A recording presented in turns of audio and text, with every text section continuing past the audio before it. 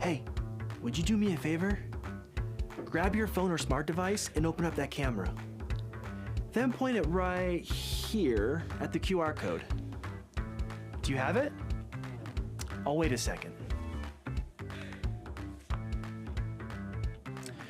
When you see the link pop up on your screen, give it a tap. You ready? Boom! Welcome to the Hillsborough County official YouTube channel. We've got all sorts of videos here, all about what makes our community such an awesome place. From local events and community highlights to what's in the perfect Cuban sandwich. We've got it all. We're always adding new things, so while you're here, be sure to subscribe and hit that notification bell so you'll never miss a new video.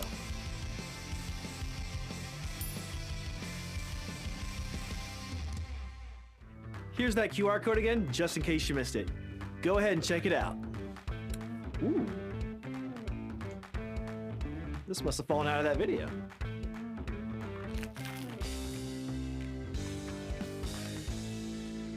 This really is the perfect Cuban sandwich.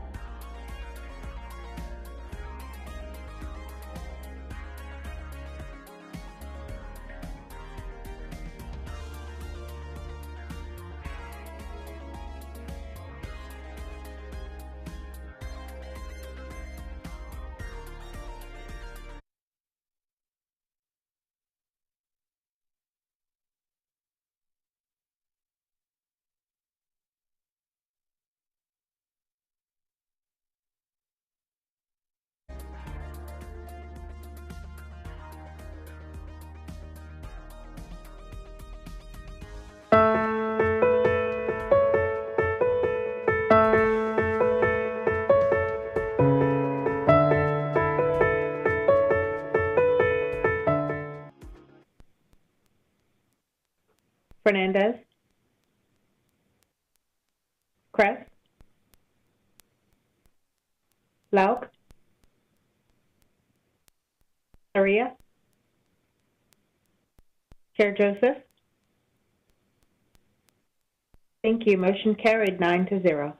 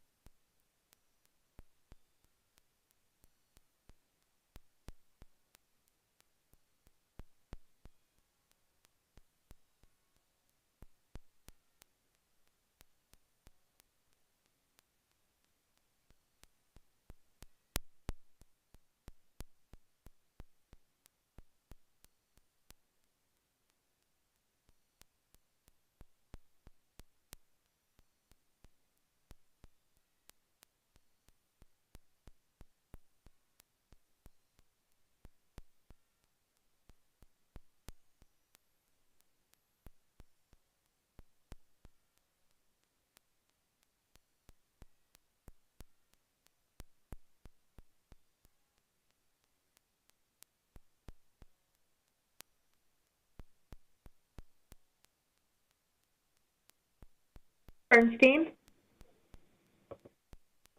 Bowden, Buzza, Cardenas, Fernandez, Handy, Kress, Lauk, Saria,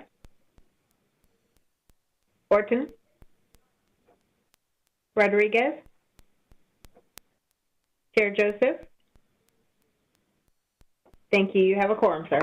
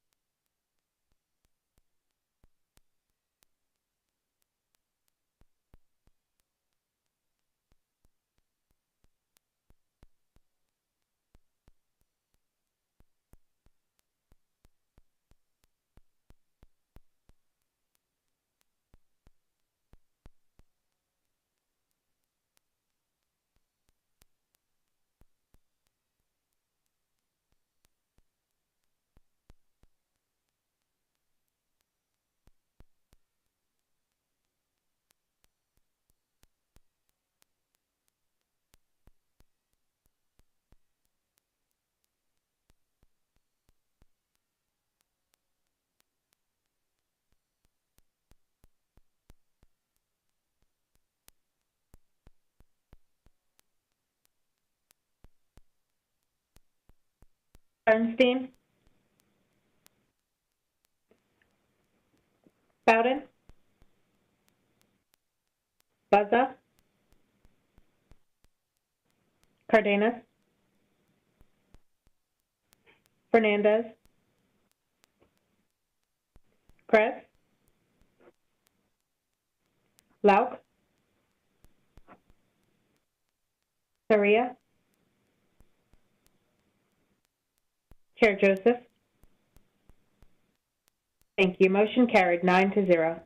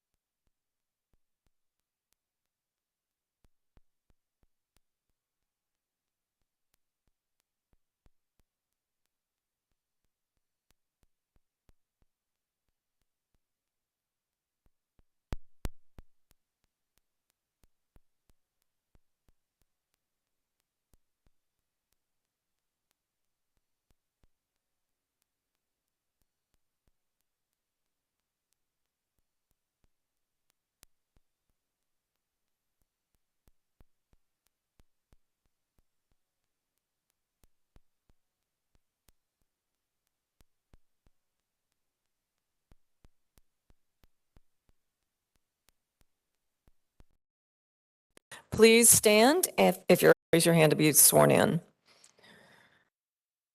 All right. Do you swear the testimony you are about to give is the truth, the whole truth, and nothing but the truth? I do. I do. Thank you. All right, Mr. Grady, I believe we're ready to call the first case. The first item is agenda item C1, rezoning standard 22-0927. The request is rezoned from RSC 3 residential single family conventional 3 to RMC 6, a residential and multifamily conventional 6. Isis Brown will provide staff recommendation after presentation by the applicant.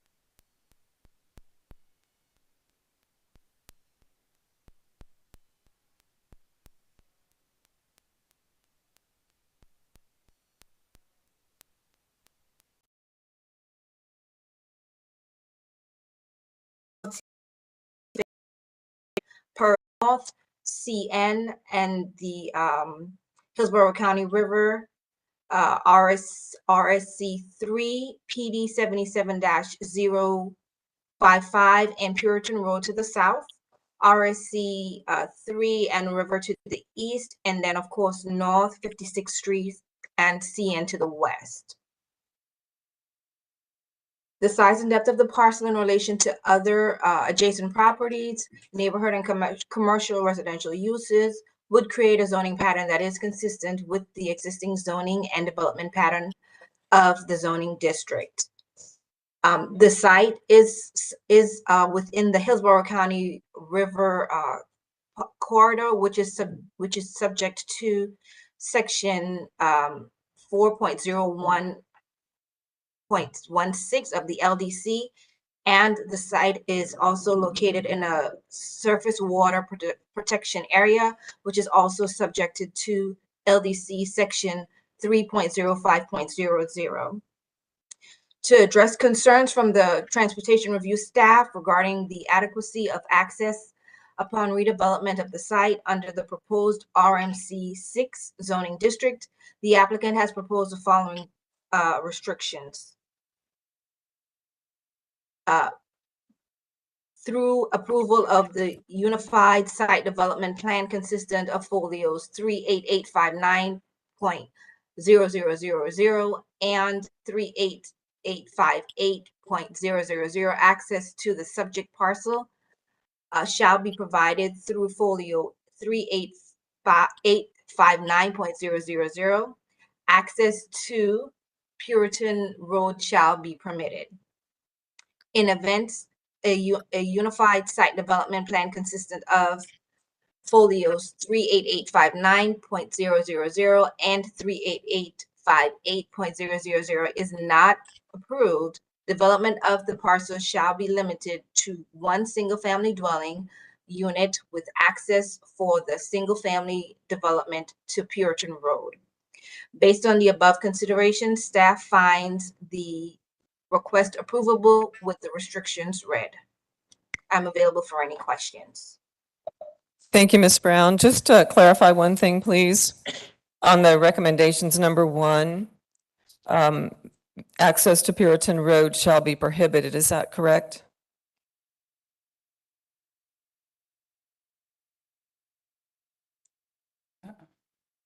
That's correct, Madam. Sorry, I muted myself.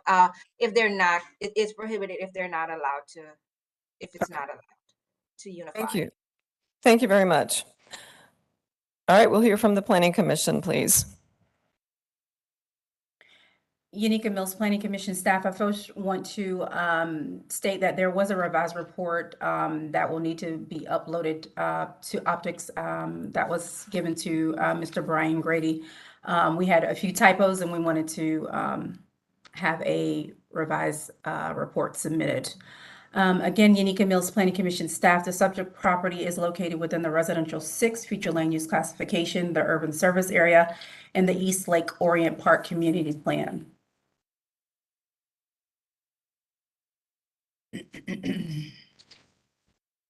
The proposed rezoning to RMC 6 restricted is consistent and compatible with the residential 6 future land use category. The proposed rezoning also meets the intent of objective 1 and 1.4. The site is located within the urban service area, which is where 80% of the growth should occur within unincorporated Hillsborough County. The maximum density on the site that will be permitted is 5 dwelling units. The proposed rezoning meets the intent of Objective 16, Policy 16.1, 16.2, and 16.3, as the request is for residential zoning to allow for different housing type in a mostly residential area. The proposed rezoning is compatible with the surrounding area, which includes single-family residential uses, multifamily, vacant, as well as light commercial uses.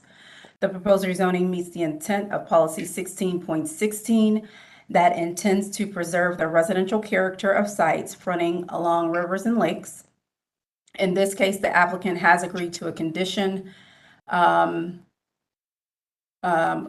believe also restricting some setback from the northern property line of the shoreline to remain low density character with the area.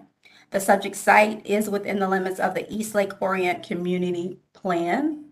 The community plan recognizes the preferred development pattern for preserving existing single-family residential 6. And overall, based on those considerations, Planning Commission staff finds the proposed rezoning consistent with the unincorporated Hillsborough County Comprehensive Plan, subject to restrictions proposed by Development Services. That concludes my presentation. All right, thank you, Planning Commission. Can we go back to Development Services for a second? I don't recall that restriction for that 100-foot setback being in the staff report, but is that a restriction? I think the applicant would have to speak to that, because if he offered that restriction, then we can put it in there. So again, that would be something the applicant would have to speak to. If he agreed to a particular setback from the river, then he would need to speak to that. Okay, let me ask the applicant now then, please. Mr. Pressman? Yes, as indicated in the Planning Commission report, it is stated the applicant has agreed to a condition of restriction to provide a 100-foot setback on the northern property line. I didn't know I had to specifically address that, but that is in the Planning Commission report, and we do accept that. We can add that into the restrictions then, the 100-foot setback. All right, thank you very much. Appreciate that. So we'll go to the public then. Is there anyone here or online who wishes to speak in support of this application? Don't hear anyone. Is there anyone here or online who wishes to speak in opposition to this application? There's people. Please come forward.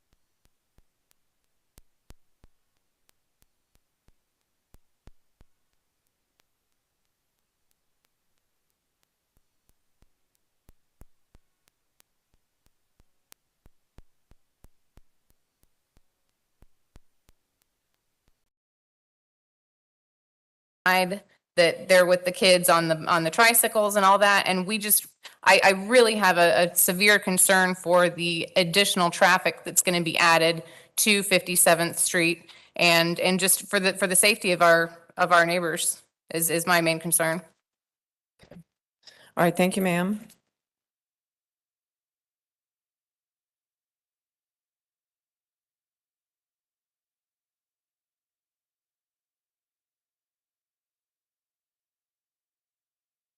This is Kelvin Best, Kelvin and Gail Best, 7804 North 57th Street.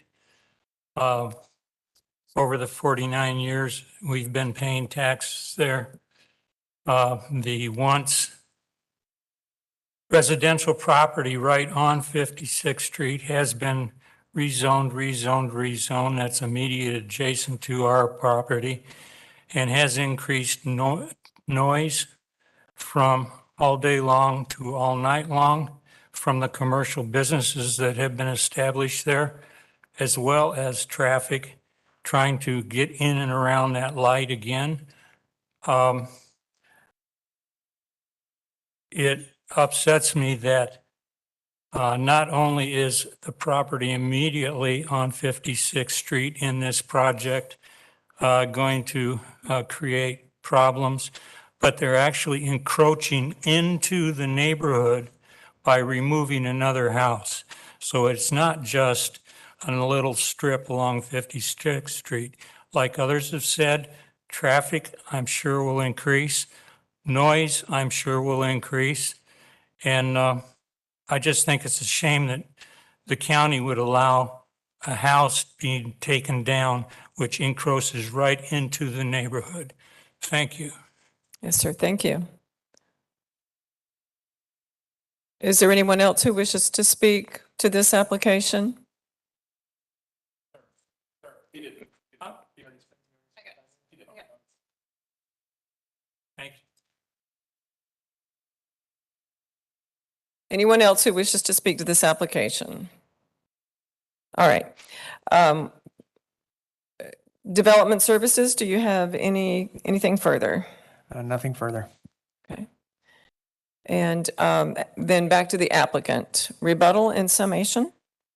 Thank you, hearing officer. And with great respect to the neighbors who came down tonight to speak to this issue, I think it's been made very clear that there'll be no access under Puritan Road. There'll be no direct access into the local neighborhood, only on 56, which may have to be approved by the county and by FDOT.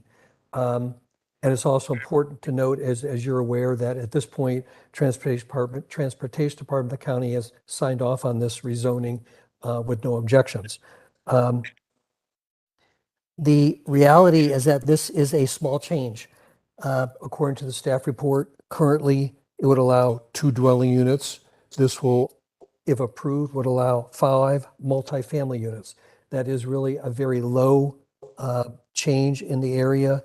And the staff report notes that there would be just an increase of 3 vehicles in the AM peak hour and 3 in the PM peak hour as well. So in regard to impacts to the community, we made sure that the impact is on 56, which is the main arterial. We'll have to have the 2 agencies to agree with that or accept it and approve it.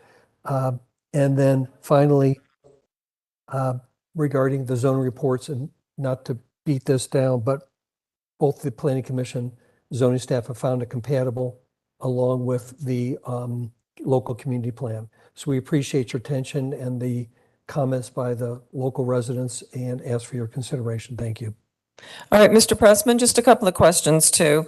There was an issue raised about 30 parking spaces on a site plan, and I'm not sure that I've even seen that site plan in the record, but there are potentially five dwelling units that can be built with this zoning if the zoning is approved. Is that correct?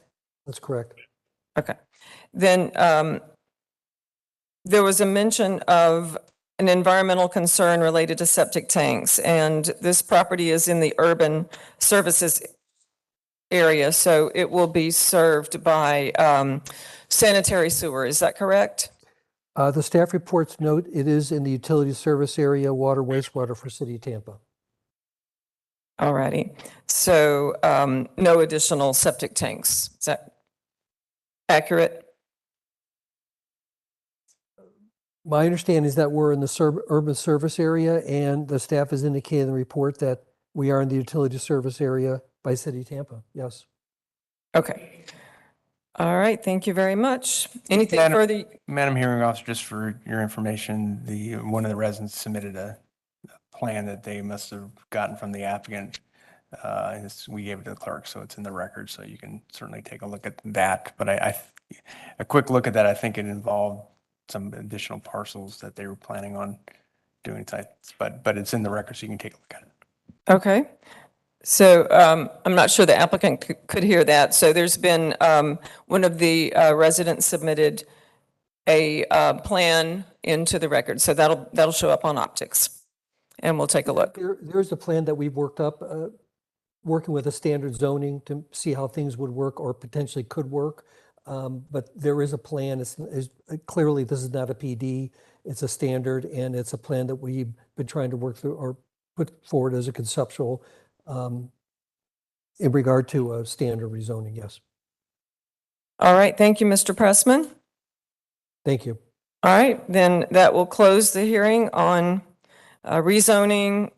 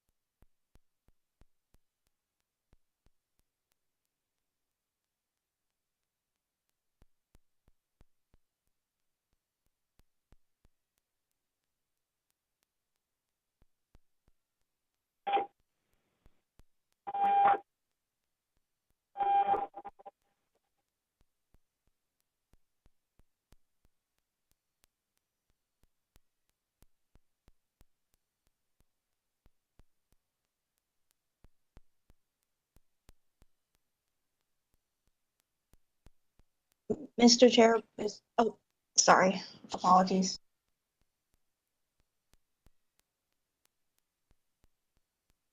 I'm sorry, that was communications. Apologies.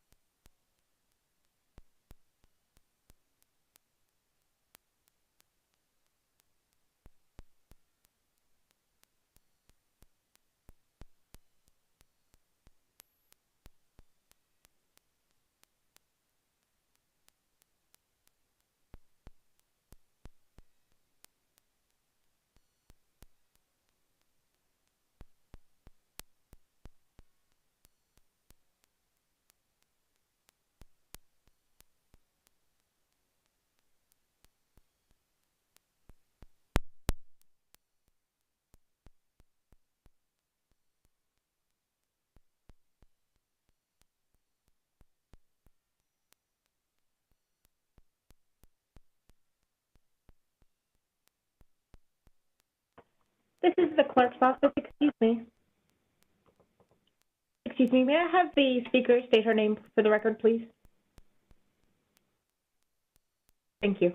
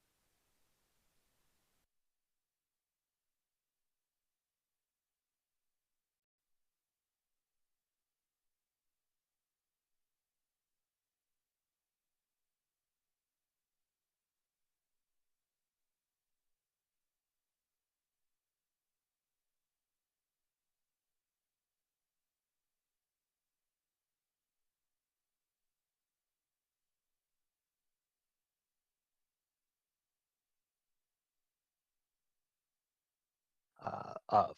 And so again, that's part of all of the thing that needs to be worked out before we can proceed forward to zoning. And so I'm happy to answer any questions, but with that, unless you have any, I'll leave it at that.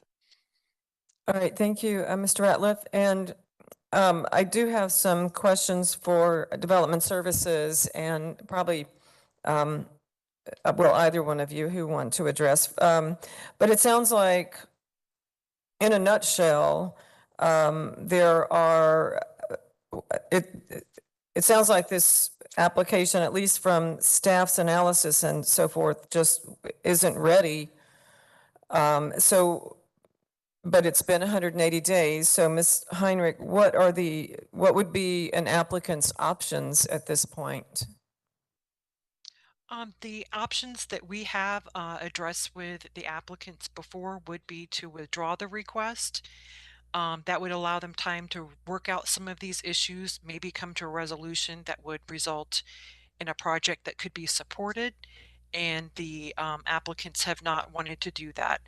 The only other option is to proceed with what we have on file, which, as I would agree with your characterization, is a lot of it is insufficient, doesn't allow us to proceed mainly in accordance with our DRPM requirements.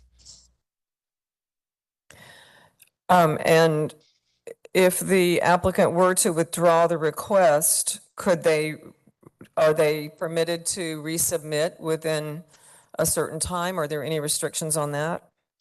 There are no restrictions. They would be able to resubmit at any time. Unlike if they choose to go forward and they go before the Board of County Commissioners and the board recommends or makes a denial on it, then they do have a waiting period which they have to adhere to, and they've been advised of that as well. And what is that waiting period? That waiting period would be 1 year, or they would need to return with a application that was less intense. All right, thank you. I think that's all my questions for Development Services and Transportation. Thank you so much. All right, Planning Commission, please. Unica Mills Planning Commission staff, the subject property is located within the Urban Mixed Use 20 future land use category, the urban service area, and the Riverview and South Shore area-wide systems community plans. The Urban Mixed Use 20 allows for an FAR of up to 1.0. The proposed development is requesting far below the maximum that can be permitted under the Urban Mixed Use 20 category. The proposed development is consistent with neighborhood protection policies under future land use objective 16, specifically policy 16.1 focuses on the protection of neighborhoods through locational criteria for non-residential uses. Future land use element policy 16.2 calls for gradual transitions of intensities between land uses. The proposed development is consistent with this policy direction as the non-residential land uses are proposed on the southern portion of the site closest to Big Bend Road. This arrangement of uses is also consistent with future land use element policy 16.5, which seeks to focus more intensive development along arterials and collector roadways and to areas outside of existing and developing neighborhoods. Planning Commission staff had received transportation comments indicating that several key transportation issues had not been addressed within this application, therefore making this request inconsistent with policy 9.2 of the future land use elements. The proposed request is within the limits of the South Shore area-wide systems and Riverview community plans, specifically within the residential district and mixed-use district for Riverview. The proposed development would not support the vision of the Riverview Community Plan by developing a mixed-use commercial uses on the southern portion of the site. Goal 4 calls for internal and external pedestrian connections for providing a safe and efficient multimodal system within Riverview. Based on the above considerations, Planning Commission staff finds the proposed rezoning inconsistent with the unincorporated Hillsborough Comprehensive Plan. Thank you. All right, thank you, Ms. Mills. All right, is there anyone here or online who wishes to speak in support of this application? All right, please come forward.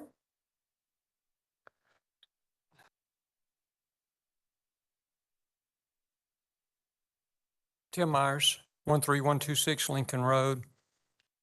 Lived there approximately 600 feet beyond the project that we're talking about for almost 40 years. I've watched county make decisions that didn't seem reasonable and hurt it encumbered our area there as progress comes. I've also pastored that church that Don Silverman and Denny Pentecost have purchased.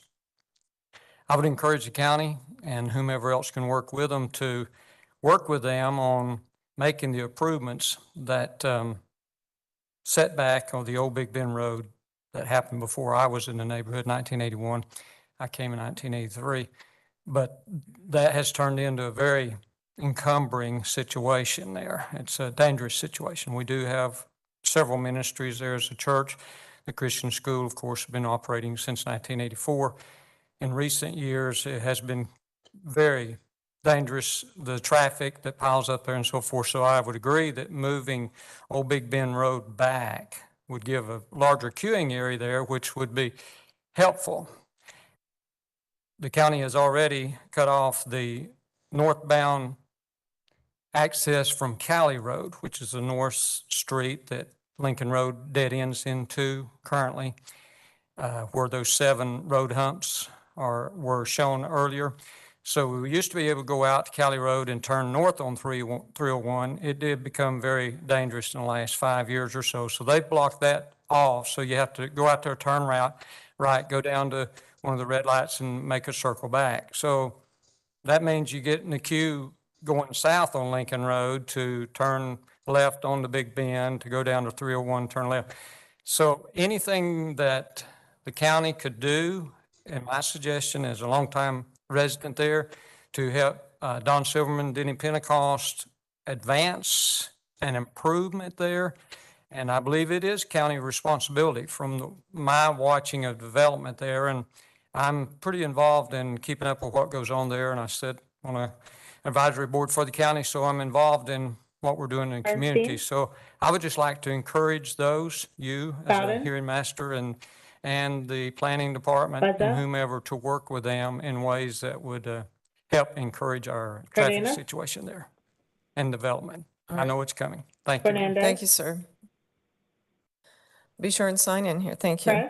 All right. Anyone else who wishes to speak in support of this rezoning request? Do not hear anyone. Is there anyone who wishes to speak in opposition to this rezoning request? Chair Joseph. All right. I don't hear anyone. Development services. Did you have anything additional? Lauer voted no. I want to add some more information regarding your questions about procedurally what would occur. I just want to note that also, again, given the applicant's desire to proceed forward with this, I just would note that, again, there's a it's likely that if information comes up where additional information needs to be put in the record subsequent to this hearing, because the hearing closes tonight. For example, with respect to the right-of-way vacation, obviously, as noted, there was issues regarding the extent of that right-of-way vacation and how that may ultimately play out. But ultimately, if a resolution that's acceptable to the county regarding the extent of that right-of-way vacation affects the site plan and changes the site plan, obviously, to make those amendments, the site plan could not be done under the current process because the record would be closed. So that could ultimately result in if that was desired to be considered, would result in potential remand of the application back to the zoning hearing master process post ZHM. Likewise, with the issues regarding the design exceptions, the fact that are not in the record and would be required if ultimately the decision and the need for those to be placed in the record comes into play subsequent to the ZHM, again, to place that information in the record also could not be done post ZHM and would also result in the need for remand to place that information in the record. So I just want to put that on the record. And just also wanted to note, just to clarify something James spoke regarding the project to the west. And again, that was done in phases where the first phase of that project was done where It did not require a realignment of the Big Bend to the extent discussed tonight, because again, it was approved in phases where for the first phase, which lesser impacts, where they demonstrated they could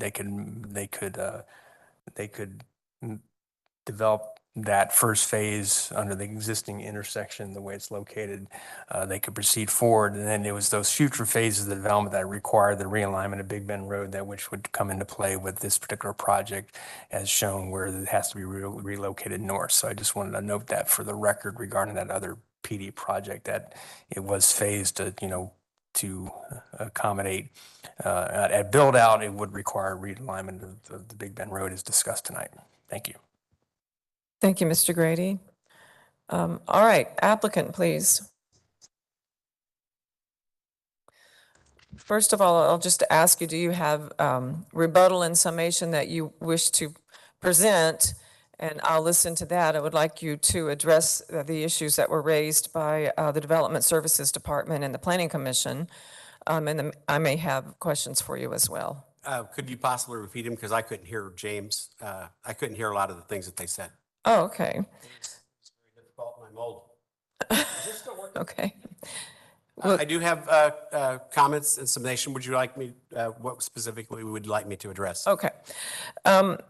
Again, there are a lot of issues and moving parts in this application, as I stated earlier, but I think the sort of overall analysis of staff is that the message I get is there's insufficient information. The site plan has some insufficiencies. The right-of-way vacating process that I believe is in process has not finished, and there are objections, so that probably will need some adjustments to work through. Transportation had objections. It was raised that no design exception or administrative variance has been submitted. So there are a lot of obstacles that, from what I hear, could probably be worked through.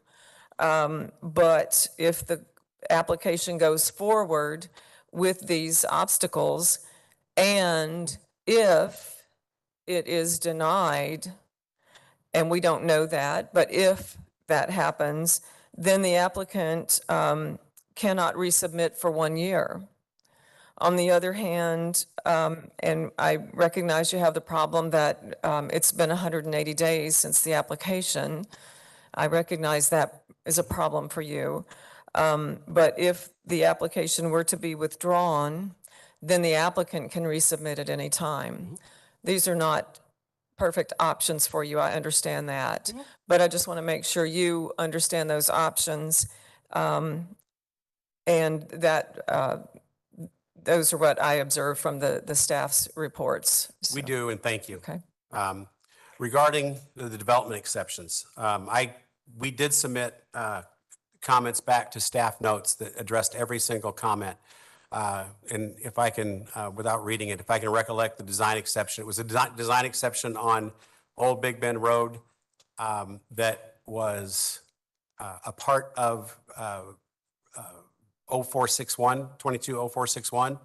And our comment was, if the design exception is relative to Old Big Bend Road on 0461, are we just doing paperwork because the design exception is for the entire road? All right, so your response then is? I mean, we'll write it up and we'll put it into the record, but it's a design exception that's already been granted for the PD 0461, and it's the same road. So this applicant Mr. Pentecost, I think the design exception was also for Lincoln Road. I think there was a design exception for Lincoln Road. I also had a response on that one. Yeah. I don't remember what it was. I think it had to do with the fact that our entry, if I'm not mistaken, and I could be mistaken, if I'm not mistaken, we are always responsible to improve the property in front of our development, which we understand where we have entries, like we had to do on the Aldi when we did the right-in deceleration lane, which we did. Our entry, if we develop Old Big Bend Road, our entry isn't on Lincoln. Our entry's on Old Big Bend Road, and we would certainly be improving that because we'd be developing it. So we kind of object to the fact that we've got to improve every single road over there. And we have no entry on Lincoln Road. Okay, Okay? thank you. There was something else that you said, I apologize. It had to do with Michelle's comment, I believe. I believe I mentioned the design exception and administrative variance, neither of which has been submitted, and I believe your testimony is that the applicant does not intend to submit those or does not believe it needs to. Is that correct?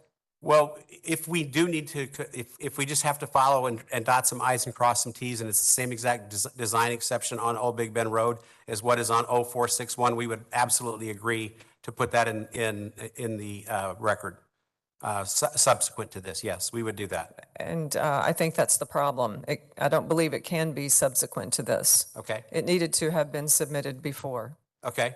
Yeah, and you're right. This has been 180 days. And one of the big fights that we've had since this has begun is we frankly do not agree that Old Big Bend Road should be done on us. It should not be our responsibility. And if you're done with my responses, I will go through my summation that does address this pointed. Okay, thank you. Yes. Thank you, and thank you. Thanks for your time. I'm putting up this image to just show this is the. Okay, I'm starting this image just to, I don't need it. Just to show. Well, we need to be on the microphone, so pick one. You can use the other one. Okay. There you go. This technology stuff. Thank you. All right. All right. These are the two PDs that we're talking about. This is the one that you guys actually heard 3 to 4 weeks ago and wrote your report on a few days ago on December 7th. This is ours. Okay. That's the intersection problem. Mm-hmm. This is a simple zoning application. Whether we, Camden HCA or Hillsborough County, relocate Old Big Bend or don't relocate Old Big Bend, that really should have absolutely nothing to do in determining if our site should qualify for rezoning. Everything on the corner of Big Bend Road and Lincoln Bend Road is retail except our property. PD number 0461 also is being recommended for zoning, which includes a retail component. We are not in conflict with the future land use. We have a history of developing quality centers desired by the community, as evidenced locally by our Aldi Center across the street. But there's that one thing that has caused all the consternation between developer and staff. And we are 180 days into this, and we're no closer to finishing this than we were 150 or 130 or 120 days ago. It's the Old Big Bend Road alignment. In every discussion from day one with staff, the Old Big Bend Road project had been presented to us as a condition of zoning. I do believe James said it wasn't a condition of zoning when he addressed his review. I'm not 100% certain, but it has been presented to us as a condition of zoning, almost as if it was assumed that we understood and we were totally on board with the project. I did make it clear many times to staff that the land they wanted from us to accommodate this roadway was just too much, and it was destroying our development. When the county right-of-way grab land, when the land grab was growing toward 25% of our property to accommodate bicycle paths, a separate sidewalk on each side of the roadway, it became, we were talking at that point, 96, possibly 96 feet of right-of-way. It became apparent that we could not build our site on the remainder. So at that time, we resubmitted a revised site plan simply showing our site developed without participating in the proposed realignment on our 3.89 acres. That went over like a lead balloon. I don't believe, I'm not 100% certain, but I don't believe staff officially responded to our submission. They just told us that if we did not participate in the relocation project, we would not get zoning. So a government agency, county staff, is telling us, the private developer, that we need to voluntarily participate in a developer-driven project or face the consequence of zoning denial. That's a lot to unpack, and that is an unarguable factual summation. I'm not going to go on the record and tell you what word I believe that summation defines, but I will certainly go on the record and tell you it doesn't define willing participation, and it doesn't define developer driven. We are being sucked into a relocation project because the county got the mammoth property to our west willing to take on the county's obligation to design and build the relocation of Old Big Bend Road.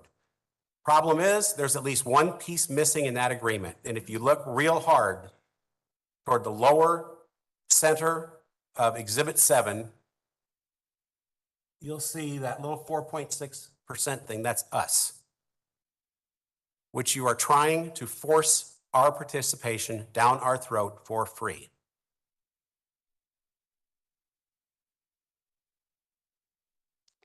We do look forward to developing this property and bringing 2 quality restaurants to the Riverview area.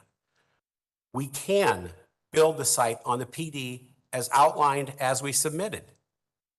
We will agree to the conditions in our narrative, specifically that we build, dedicate, and swap land specific to the realignment, but we cannot bear the financial burden of that. So please, I ask that you recommend to the BOCC that our property be rezoned to PD as stated in our attached narrative, and I thank you. Thank you, sir. All right, that closes the hearing on rezoning PD 22-0567. The next item is agenda item D2, rezoning PD 22-0648. The applicant is David Wright, TSP Companies Incorporated. The request is rezoned from AS1, RSC6, and ASC1 to a planned development. Sam Ball will provide staff recommendation after presentation by the applicant. Good evening, Madam Hearing Officer. My name is David Wright, President of TSP Companies. Our address is P.O. Box 273417, Tampa, Florida 33688, and I have been sworn in. Tonight, I'm presenting a request to rezone a property from AS1, ASC1, and RSC6 to planned development to include a 300-plus seat church and a 40,000 square foot mini warehouse with up to 520 storage units. The 12.2-acre subject property is located at the southeast corner of the intersection of East College Avenue and 24th Street Southeast, has a comprehensive plan designation of suburban mixed use 6, and is located within the Ruskin and South Shore area-wide systems plan. The property is currently utilized as a 300-plus seat church, and the mini warehouse facility is proposed as an additional use of the subject property. The applicant acknowledges there are unresolved planning and transportation issues as indicated by the findings of inconsistent by the Planning Commission staff and recommendation of non-supportable by Development Services staff. We are able to address all of those concerns with revised documents. However, the revised site plan and administrative variants were not completed in time for submission into the record for staff's review prior to this hearing. In short, we're in the same situation as the previous application where we have come up against the 100-day deadline to bring this to a hearing, and my client has directed me to proceed. So that said, I am here to move this application forward at the direction of my client, and unfortunately, I have nothing further at this time. I will add that I am aware of the ramifications of taking this forward to the board. I understand that if it's denied, then we cannot submit this for a year. And so I just wanted to put that on the record. Thank you. Mr. Wright, you said you had submitted documents to address the objections. When did you submit those? We have prepared documents, but we were not able to submit them in time for this hearing. So I know that we can address them, but staff has not been able to review those documents. Okay, I misunderstood then. I'm sorry. So you have prepared them, you can address them, the objections, but you haven't submitted. That is correct. Okay. All right. All right, I understand. Thank you. Development Services, please. Good evening, Sam Ball, Hillsborough County Development Services. The applicant is requesting to rezone the subject property from AS1, ASC1, RSC6 to planned development in order to accommodate the development of a 40,000 square foot mini warehouse facility of up to 520 storage units. The property covers approximately 12.2 acres, is located at the southeast corner of East College Avenue and 24th Street Southeast, and it's currently developed as a church with 41,310 square feet. The property is located in an area with a variety of uses and zoning designations. Uses include single-family residential, vacant commercial, vacant residential, concrete production and distribution, strip retail, and another religious facility. As proposed, the total site development would include the existing church and up to 40,000 square feet of the mini warehouse space. The building would be required to have a 30-foot front setback, a 20-foot side setback, and a maximum building height of 35 feet. That property would also be limited to a maximum floor area ratio of 0.25, a building coverage maximum of 50%, and a maximum impervious surface area of 70%. The applicant submitted the revised plans after the November 30th revision deadline, and as a result, the proposal cannot be fully evaluated by development services or transportation. Based on the plans being insufficient for review, staff finds the request non-supportable. And that concludes my presentation. Okay, thank you very much. Planning Commission?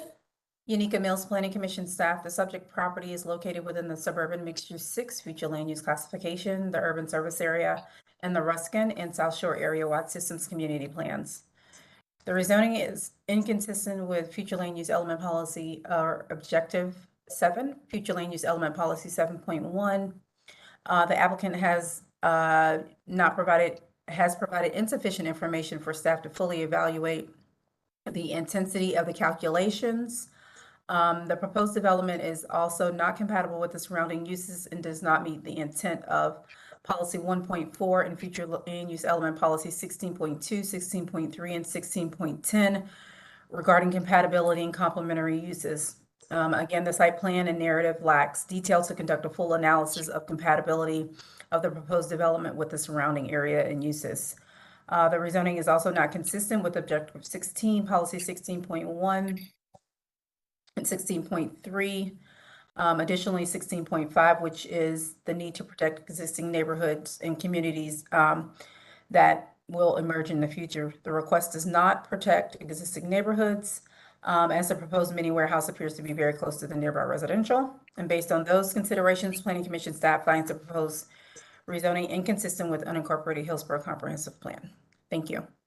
All right, thank you, Ms. Mills. Is there anyone here or online who wishes to speak in support of this application?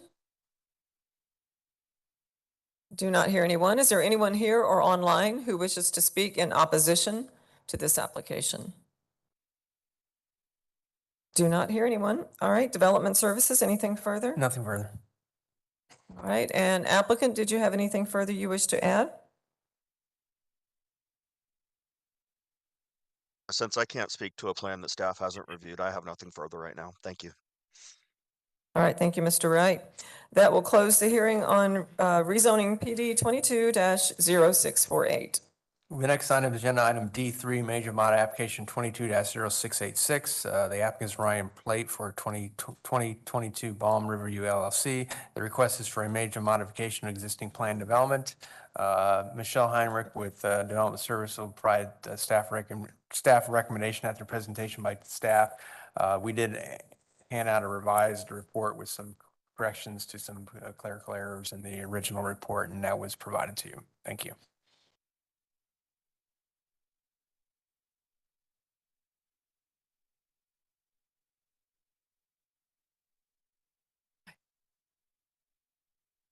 Good evening, Madam Hearing Officer. Michael Brooks for the record. Brooks, Shepherd, and Rocha, 400 North Tampa Street, Tampa 33602. We do have a slide presentation, which I'm going to walk you through. I have a hard copy, but I'll put it in the record at the end. Let's go. This is MM, as Mr. Grady said, 22-0686. The applicant of this rezoning request is the Ferber Company. In the room this evening, Ryan Plate. Ryan Plate and Will Anderson. Of course, our firm is Land Use Counsel, and Rebecca Kurt is working with me. Height Design is doing both the planning for this project. We have Sheila Terry here tonight and Christy Berrio. Also not listed there is Tim Plate. He's in the room, and Tim Nelder is on, I believe, the audio caption. Michael Yates is the transportation planner, although Michael Yates is not able to participate tonight. He's ill, and so we won't have him with us. Next slide. The request is, the property is currently zoned for a 6,500-foot charter school with a maximum of 1,250 students. Prior to that time, it did have commercial zoning. The request is to convert this back to a traditional nodal commercial center, 40,000 square feet of general commercial, 110,000 square feet of self-storage. It's consistent with the locational criteria. What seems to be a theme this evening, if you have noticed the timing, is this application is coming to you also with at the 6-month, 180-day deadline. The November 30th deadline for submittal of revised site plan has obviously since passed. The transportation comments in particular and the staff reports were submitted into optics on the 4th and the 5th of December, and we simply have run out of time. The difference of this petition is that it's a recommendation of approval. And as I'm going to briefly point out, the reason that I raise this is that the condition of approvals, frankly, don't quite work for the developer. And so while perfect is not on the menu, in terms of process, what we intend to do is to go forward tonight and then to request a remand. And I do believe that with a little bit of additional time, we can get to an agreement. So with that said, we're not going to try to plan from the podium, no more than staff is going to attempt to plan from the dais. The primary issues on the site are there are environmental challenges, significant drainage issues, kind of, all the way around this intersection related to Doug Creek, on-site and off-site transportation improvements, all of which then segue into the fact that we have fractured ownership of this PD. The project is an assemblage of 15 acres. I'm going to briefly run kind of through just a 30,000 foot. This is an emerging activity center you may be familiar with from other petitions. Belmont subdivision is to the west. Sumner Crossings Commercial Center was just recently approved by the board last year on the corner of the intersection to the north. And you can almost see on that image, Paseo El Mar Boulevard has now been completed. The flyover to I-75 is, I believe, open. And so this intersection has connectivity to US 41 as we stand here today. Next slide. Project is within the urban service area. It'll be served by water and sewer, of course, and it's in the R4 land use category. And as I said, meets the locational criteria. Next slide. This is just a copy of the charter school. The charter school PD did encompass at that time that fractured ownership scenario that I was telling you about. So, this is a situation that even if we divide up the commercial center, it's the timing of the improvements that prove a challenge. Next slide.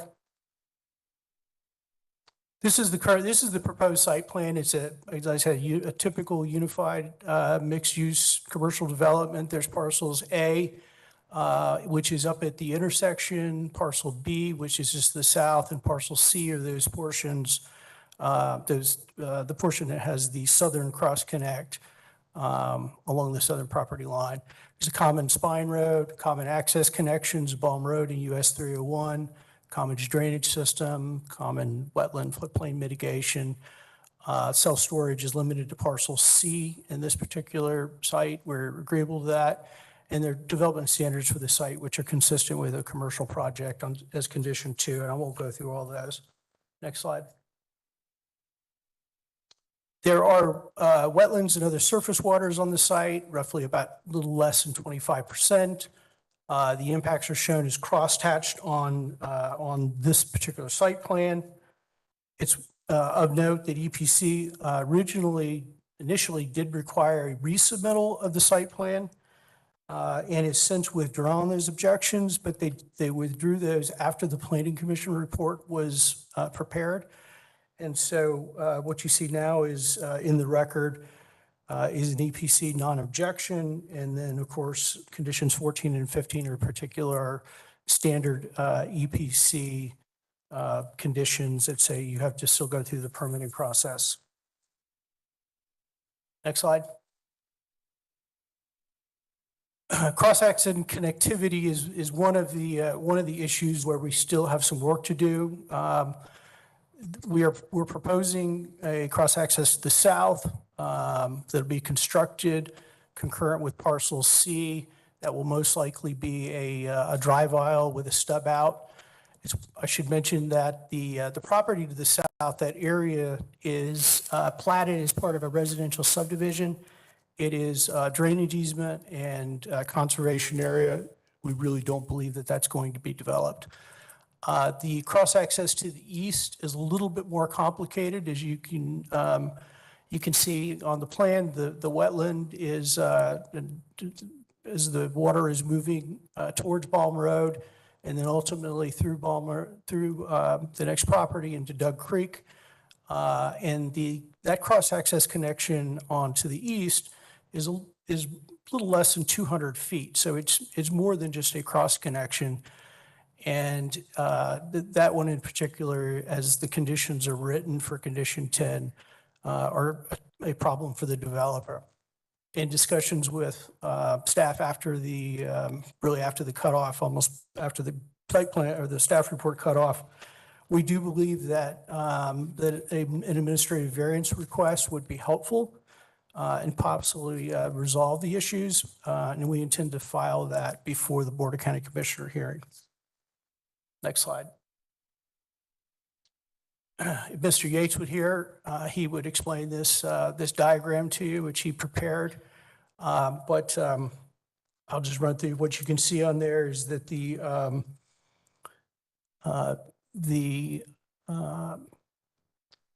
design exception involves an extension of the westbound left turn lane, construction of a concrete separator, widening of the lanes, the eastbound lanes to 11 feet, type F curb, and then you see the 10-foot pedestrian path.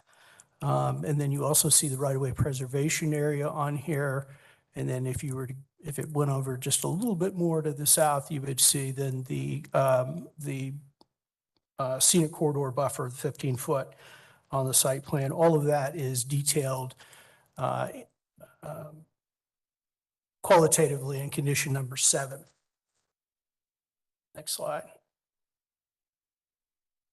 There are 2 requested variations to 60606. Primarily, they are based on the fact that the site is heavily vegetated, heavily impacted by wetlands on the east and at least the southeastern corner. We're not proposing any additional buffer or any buffer at all on those boundaries, although there will be a 100-foot setback from the east. We're proposing not to have any screening on the east. You really can't get to that property boundary.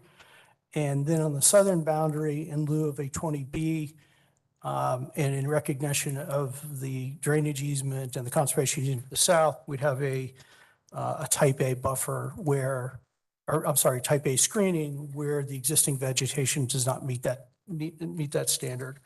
And there is a separate variation document that has been prepared by Height Design and put into the record.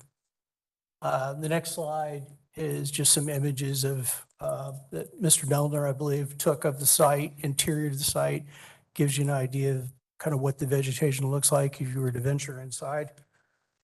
And then last slide. And this is from a procedural standpoint, we don't know of any compatibility issues. There's no objections to the variance. Development Service, of course, has recommended approval. Planning Commission staff found the rezoning inconsistent. based on a EPC comment that has been updated. And we are recommending approval for purposes of moving forward, but want to be clear on the record that we hope to continue discussions with transportation staff on the conditions of approval. So that finalizes and sums up my initial presentation. Okay. And I hate to ask you to do this, but could you go back to the problem you have with condition 10? Is that the only condition that didn't work for the applicant? Well, condition 10 is significantly problematic. Let me pull that up here.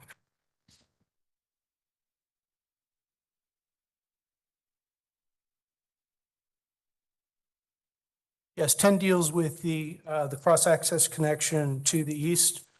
That is as I pointed out, that one is a challenge because from an engineering standpoint, an impact standpoint, cost standpoint, that it's not just a stub out. Right. So that is one. Again, not to plan from the dais, but the other ones that particularly number 8 and which deals with the timing of improvements relative to the development on parcels A and B, and more particularly number 12 that deals with relocation of the cross-access between parcels A, B, and C. That has to do with maintaining a minimum throat depth. Parcel A is under a different ownership from the other remainder of the site. And there's concern that the way this is structured, that if the site does not get closed under single unified ownership, that condition may not work for all the parties. Obviously, we'd like to clean up the Planning Commission report as we go to the board as well. And so. Okay. That answer your question? Yes, thank you.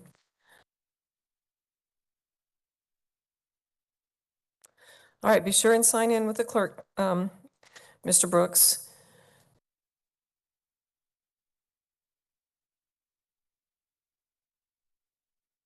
And we'll hear from Development Services. Hi, good morning. Michelle Heinrich again. Are you able to hear me okay? Yes, we can. Oh, great, thank you. As stated, this is a major modification request to PD 17-1402, and as discussed, it is currently approved for a charter school use. The applicants request to remove that use and instead allow 150,000 square feet of CG zoning district uses. The resulting FAR will be 0.23. The site is located in the Res 4 future land use category and is located within the urban service area. As the applicant oriented you to the site, the proposed site plan depicts 3 development areas with the mini warehouse use limited to parcel C.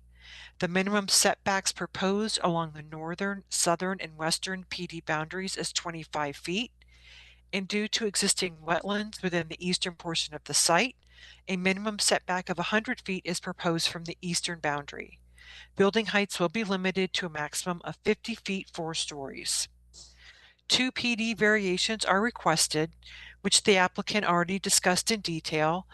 On that issue, staff has no further information to provide and for the record does not object to those PD variation requests. No objections from reviewing agencies were received. Therefore, staff does recommend approval subject to proposed conditions. And as you heard, staff did provide a revised staff report at the beginning of the hearing. That was to revise the compatibility analysis on page 10 and to revise a condition number 4 to recognize the stub out that would be placed within the southern boundary so it would not be in conflict with the required fencing. And also the BOCC date on the staff report is incorrect and it should be February 7th and that will be corrected and placed into the record.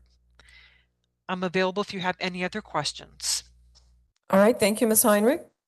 Planning Commission?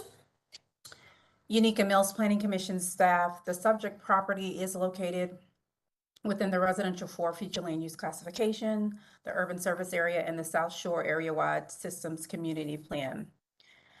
The proposed modification is consistent with the intent of the residential 4 future land use classification. The intent of the residential 4 future land use is to designate areas for residential, suburban scale neighborhood, commercial, office uses, and multi-purpose projects.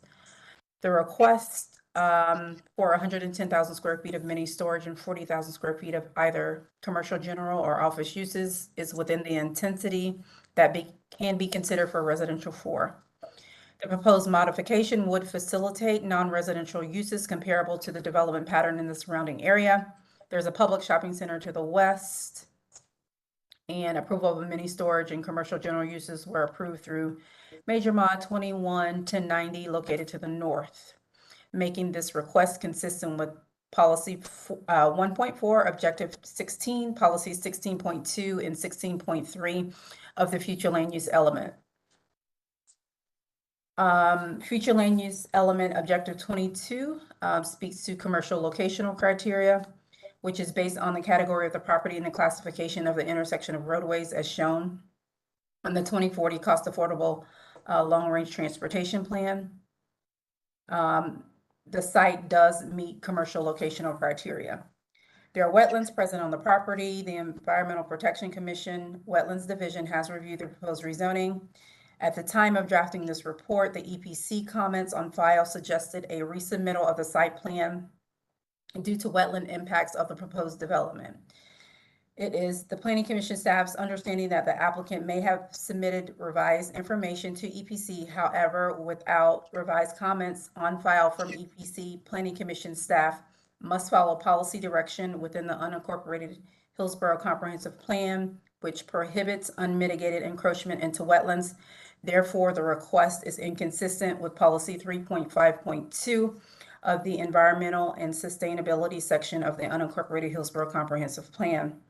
The application request is within the limits of the South Shore Area-Wide Systems Community Plan, which seeks to properly manage water resources and water quality and to achieve harmony between development and the natural environment.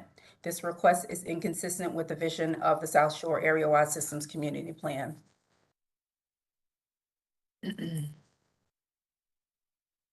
And based on those considerations, Planning Commission staff finds this major modification inconsistent with the future Hillsborough Comprehensive Plan. Thank you. All right, Ms. Mills, I guess just a quick question.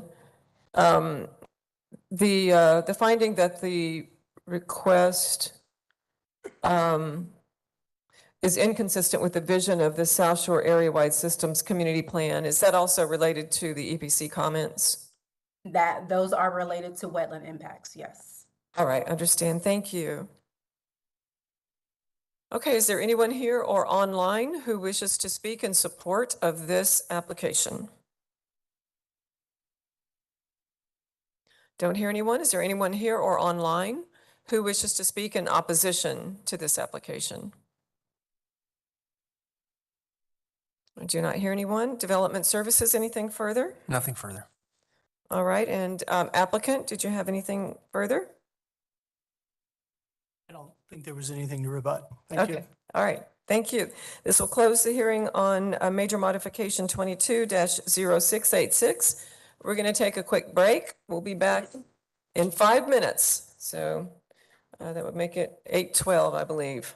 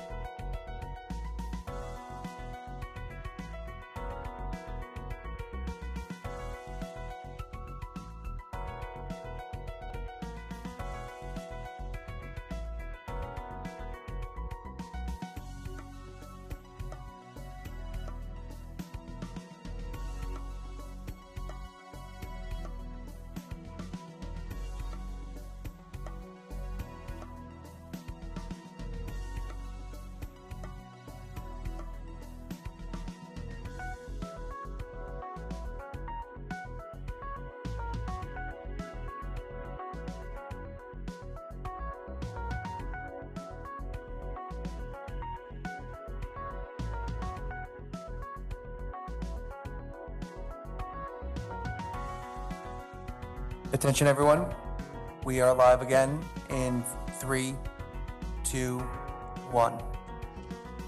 All right, welcome back. We're reconvening the December 12, 2022 zoning hearing master meeting. And we're ready to call the next case, please. The next item, D4 was withdrawn, so the next item is D5, rezoning PD 22-0877. The applicant Rick Olson, the request is the resumption of CG to a planned development.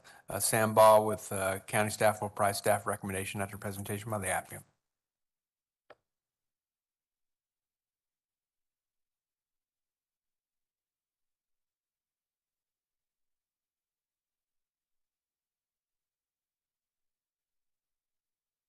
Hello, Malaya Storm, Bowman Consulting, 1410 Northwest Shore Boulevard. We're here as we worked with staff on this redevelopment of the parcel that used to be a bank for a 3,996 square foot car wash. We've worked with staff in depth on this site plan, as well as on the transportation and architectural aspects of this site plan, and we're here for any questions you may have. Okay, thank you. I don't think I have any questions for you. Please be sure and sign in with the clerk. Thank you. Development Services. Good evening, Sam Ball, Hillsborough County Development Services. The applicant is requesting to rezone a 2.23 acre property located at 403 West Brandon Boulevard from commercial general to planned development in order to redevelop the property from a bank with a drive-through to a drive-through car wash. The subject property is located within the urban sector of the State Road 60 Brandon Boulevard Overlay District, and the applicant is requesting 1 PD variation and 2 waivers from the Land Development Code. The property fronts the Brandon Boulevard Commercial Corridor and is surrounded by a variety of non-residential developments, including an office, medical office, a funeral parlor, vacant property, a bank with drive-through, and a shopping center that is zoned PD to the west. The property abuts commercial general zoning on the other 3 sides. As proposed, PD 22877 would allow the property to be redeveloped into a car wash of up to 3,996 square feet.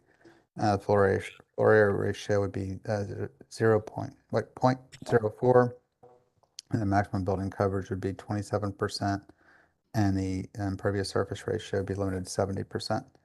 As part of the application, the applicant is requesting a variation to LDC 60502N for off-street loading. To offset the need for a loading space, the applicant will limit deliveries to hours outside of business hours when the property will be closed to customers. The applicant is also requesting 2 waivers from LDC Part 3.14.00 for the State Road 60 Brandon Overlay District. The first waiver request is from Section 3.14.05.3A for building placement requirements pertaining to the minimum and maximum setbacks. This is necessary to meet FDOT's requirement for cross-access drive.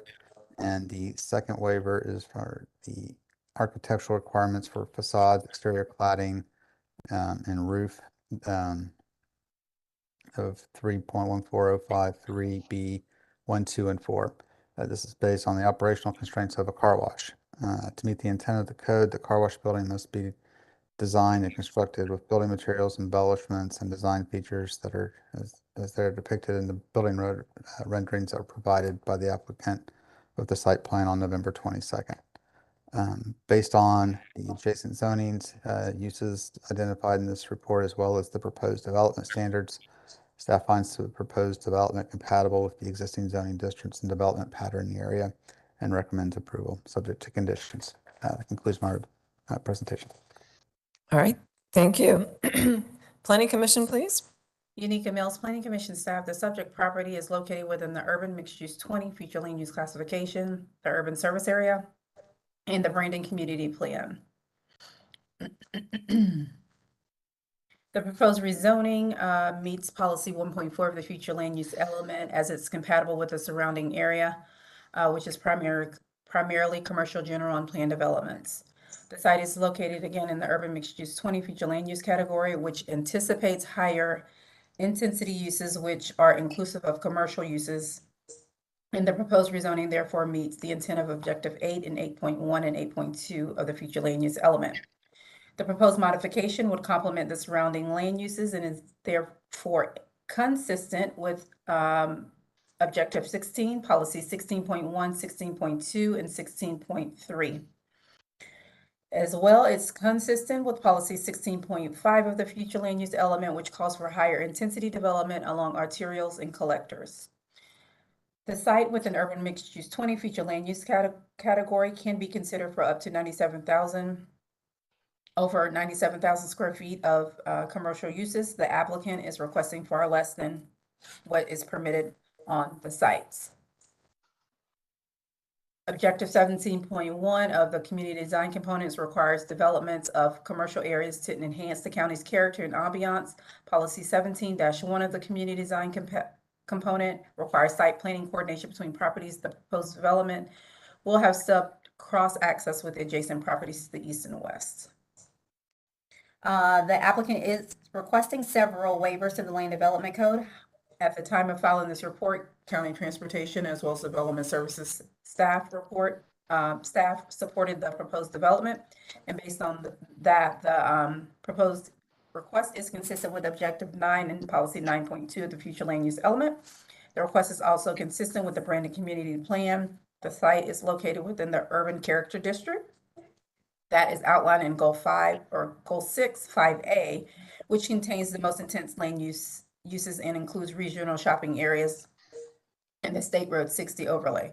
The proposed development is a car wash that fits the character of the area and therefore meets the intent of that character district. And based on those considerations, Planning Commission staff finds the proposed rezoning consistent with the unincorporated Hillsborough Comprehensive Plan, subject to conditions as proposed by Development Services. Thank you. Thank you very much. All right, is there anyone here or online who wishes to speak in support of this application? Yes, my name is Christopher Ari. I'm one of the owners of Olson Land Partners and the applicant for this. And I just want to say I just want to appreciate staff and for helping us through the process and getting to something that I think is agreeable for us and for them. And I think we meet the intent for what we hope to believe is a great development. And myself, we have an engineer on staff here as well, Brandon, and an architect, Donnie. So we're available to answer any questions that there may be. And with that, we're just excited to get going to the next step. Thank you. All right, thank you, sir. Is there anyone here or online who wishes to speak in opposition to this application? I do not hear anyone. Development Services, anything further? Nothing further. All right, and applicant, did you wish to have anything further? No? All right, thank you very much. That closes the hearing on rezoning PD 22-0877. The next item is agenda item D6, major mod application 22-1120. The request is for a major modification of existing PD. Tanya Chappella will provide staff recommendation after presentation by the applicant.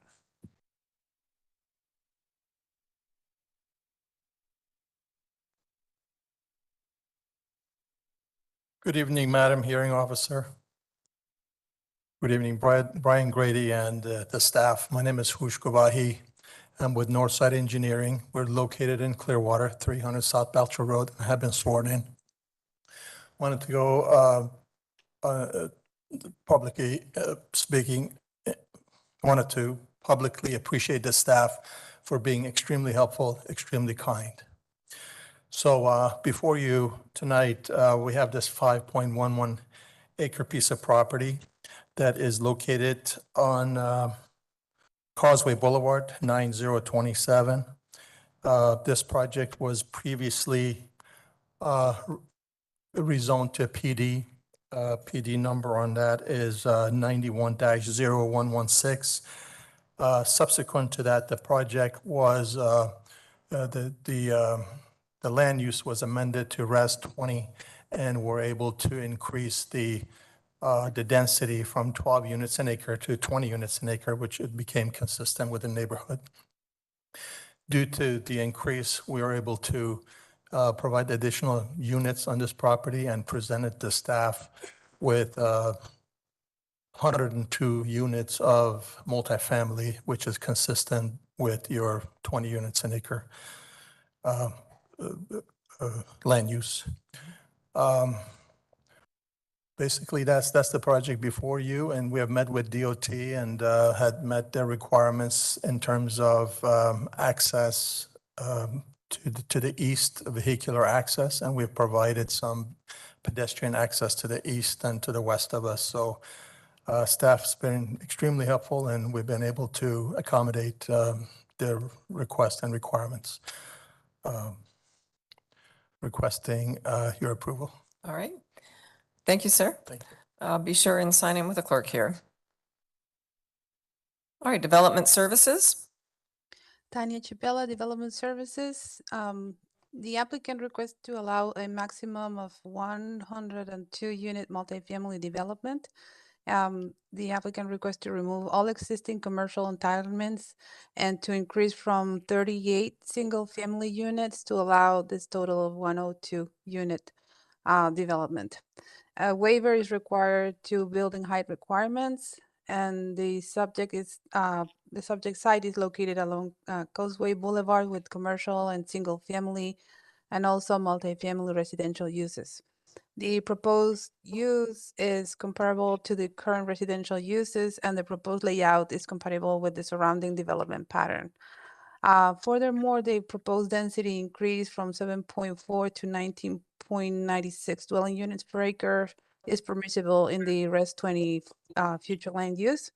Additionally, the modification will remove commercial entitlements and will result in a decrease in potential trip generation by 5,472 daily trips total. So given the above, staff finds the proposed modification to be compatible with the surrounding properties and in keeping the general development pattern of the area. And the staff recommends approval of this request subject to conditions. And this concludes my presentation. Thank you. All right, thank you, Ms. Chapela. Planning Commission, please. Unica Mills Planning Commission staff, the subject property is located within the residential 20 future land use category, the urban service area, and the Greater Palm River Area Community Plan. The subject site is located within the urban service area, and according to Objective 1 of the future land use element, 80% of the county's growth is to be directed. The request is consistent with that policy direction. The request is also consistent with the residential 20 future land use category. The applicant is requesting the maximum density that can be considered on the site of 102 units. The proposed rezoning meets the intent of Objective 16, Policy 16.12, Policy 16.3, Policy 16.7. The proposed density is reflective of the surrounding multifamily neighborhoods to the east and south. The site plan appears to show an efficient system of internal circulation with main access off of Causeway Boulevard. The proposal meets the intent of the Greater Palm River Area Community Plan. The proposed pedestrian cross access to the public space to the west of the site supports Goal 4, Strategy 3, which encourages connections to parks and public lands as new development occurs. And based on those considerations, Planning Commission staff finds the proposed major modification consistent with the unincorporated Hillsborough Comprehensive Plan, subject to conditions proposed by Development Services Department. Thank you. All right, thank you. All right, is there anyone here or online who wishes to speak in support of this application? Do not hear anyone. Is there anyone here or online who wishes to speak in opposition to this application? All right, please come forward.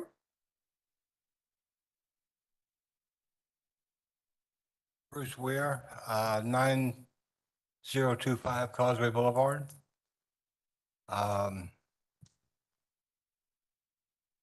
One question I've got for the county and staff, or I've got several here, is who's taking my direct access to Causeway away, where I'm going to be forced to take it off of there? I noticed they didn't provide any map or any site plan up here, so I could turn right around and see. We requested a site plan. They never gave it to us.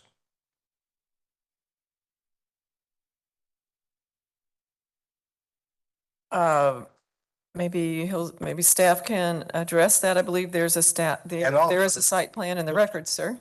Also, I can't see it. How far is it off my property line? It looks like 3 feet.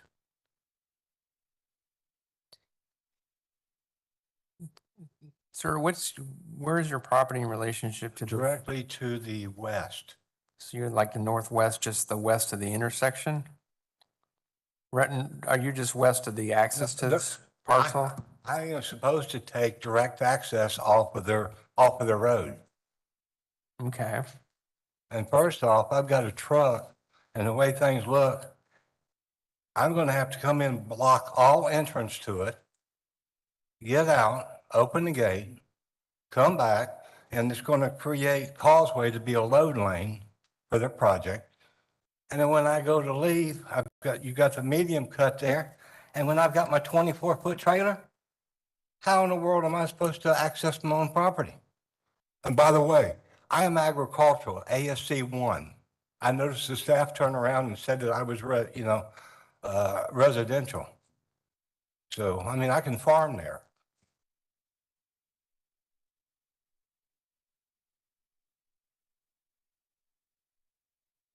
Madam Hearing Officer, and when he's finished with his presentation, we can have transportation respond to. I think basically, looking at the site plan, he's adjacent to the access drive and it looks like they're providing him access to his property from the project. So I'd have to ask transportation to respond to his questions and concerns regarding the access because, I mean, I've got one. But they're not part of this. Yeah. What is the required setback from agricultural property? That's a height setback for agricultural property.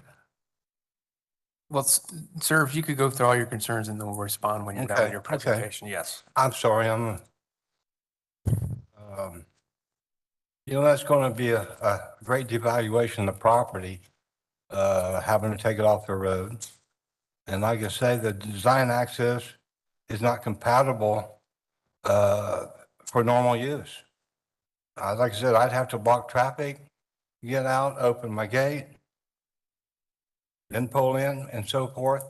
And when I pull out, I'd have to block both ingress and egress traffic and run over their center cut and so forth.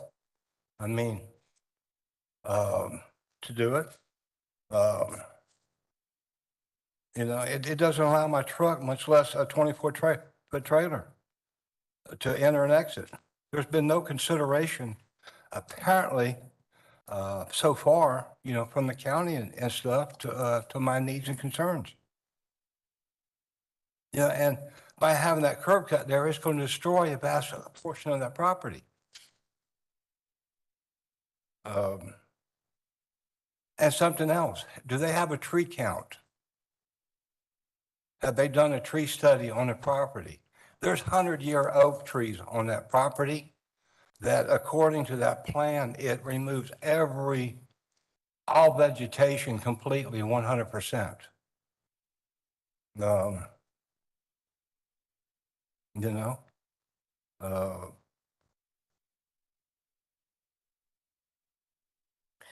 Okay, Mr. Weir, so from what I understand, your concerns are access, that's a big concern, setback from your property. Yes. And the impact on your property value. Exactly. And the trees on site. Oh, yeah. I mean, there's 100, and who's responsible for for the condemnation, basically? Okay.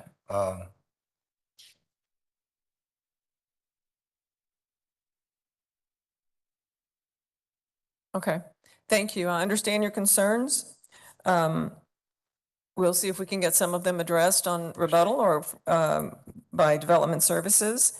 And did you have anything further? Well, I'm trying to say, if I heard the county attorney say, I either have to throw everything against the wall now or hold, I can't bring it up at the county commission meeting, correct? Can I add more to this if I find it?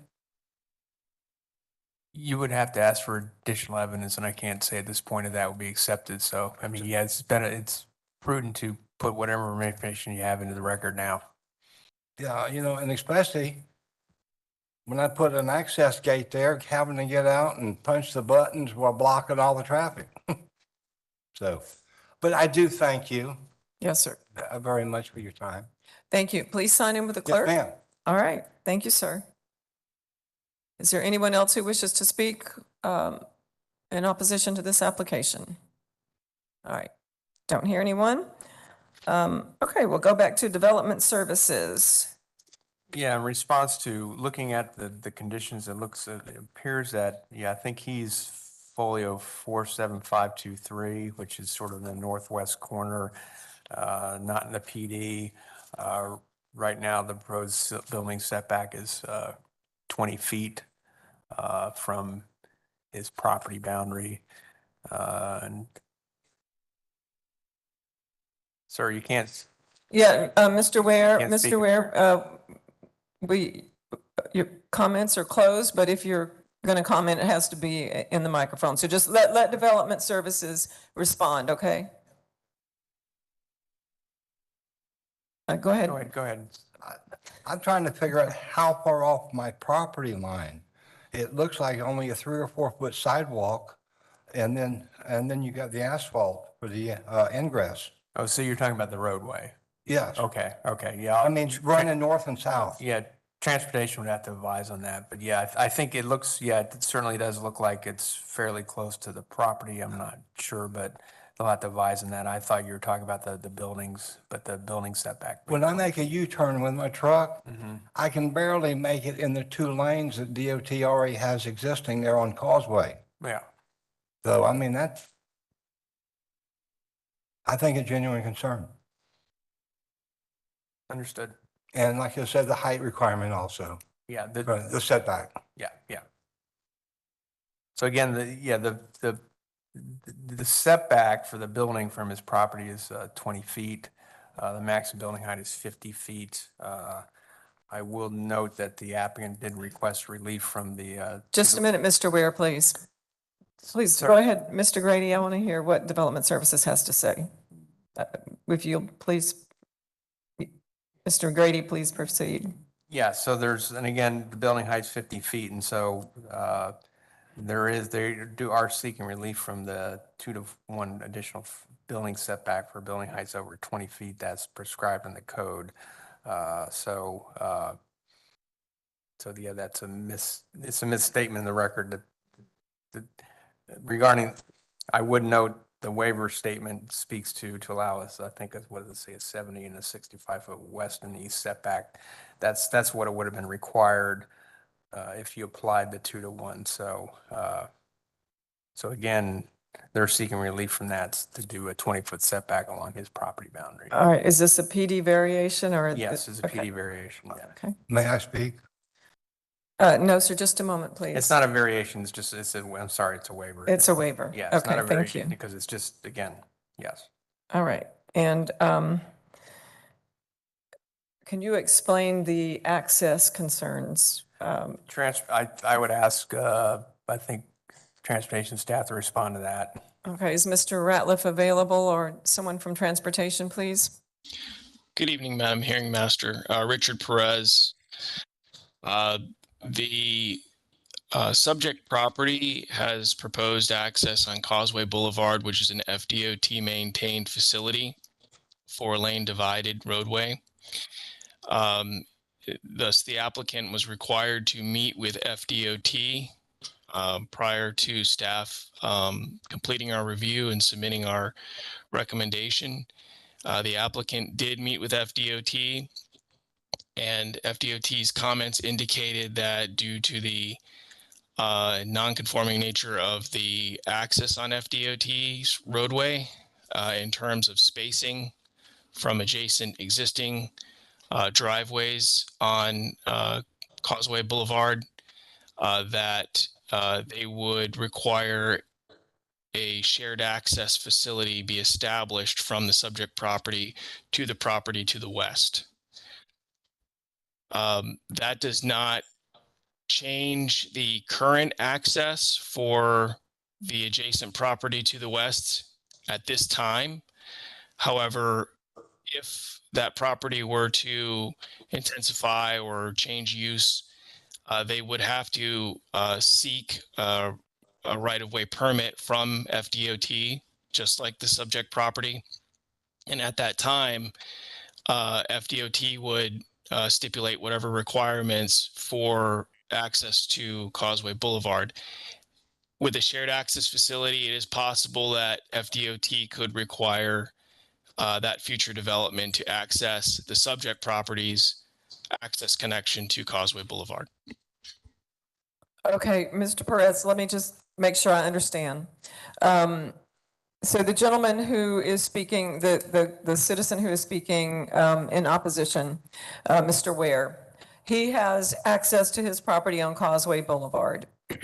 And so it's my understanding from what you just said that that will not change if this rezoning is approved. That will not change. Mr. Ware will continue to have access to his property as long as he continues to own it and use it the way he is. But if he or some future owner of that property, Mr. Ware's property, comes in and requests some development approval, then potentially his access would have to be through this subject property tonight. Is that correct?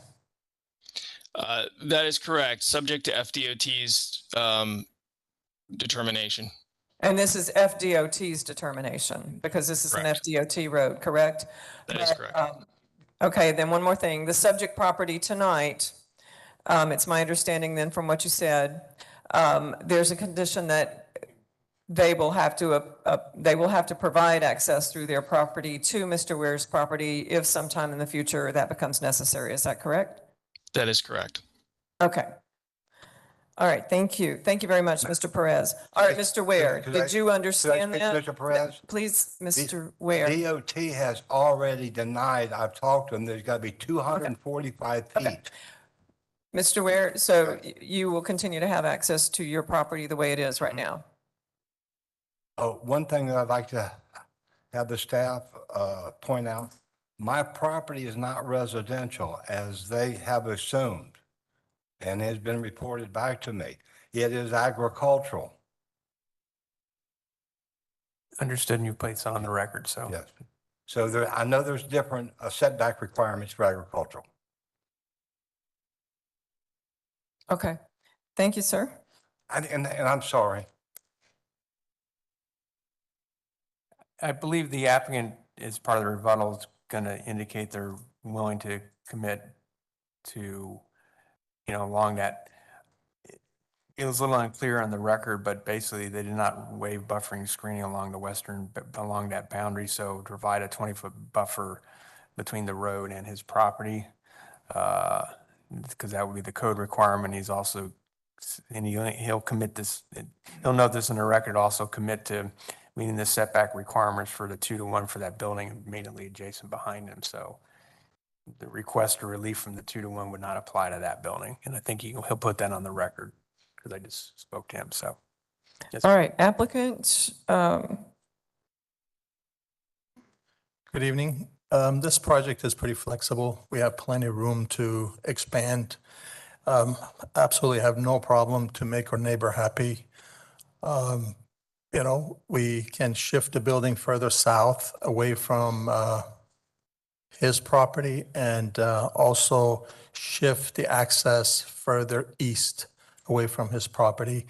But one thing he ought to know is that DOT would like us to provide access to the property line. So we're going to have to bring pavement to his property line for his future connection. But that's like I think it's either 15 feet or 24 feet roadway. Okay, and I'm just looking at your site plan. It's a little fuzzy on my screen, but I do see at your entranceway, it appears that there's a stub out or something. Yes, that's a DOT requirement. A DOT requirement, Yes. Okay. All right, so that's the access issue, and the other issue was, I guess, the setback of the buildings from his property, and I think Yes. you addressed that too. There's plenty of room. We can shift it further back. Okay. We would like our neighbor to be happy, and we certainly don't want to have any issues with our neighbor. Be glad to do whatever it takes to help. Okay. Anything else you wish to add? No. That's Okay. really it. All right. Thank you. Thank you very much. That will close the hearing on major modification 22-1120. Next item is agenda item D7, rezoning PD 22-1195. The applicant is William Sullivan. The request for Potomac Land Company. The request is rezoned from AS1 to a planned development. Michelle Heinrich will provide staff recommendation after presentation by the applicant.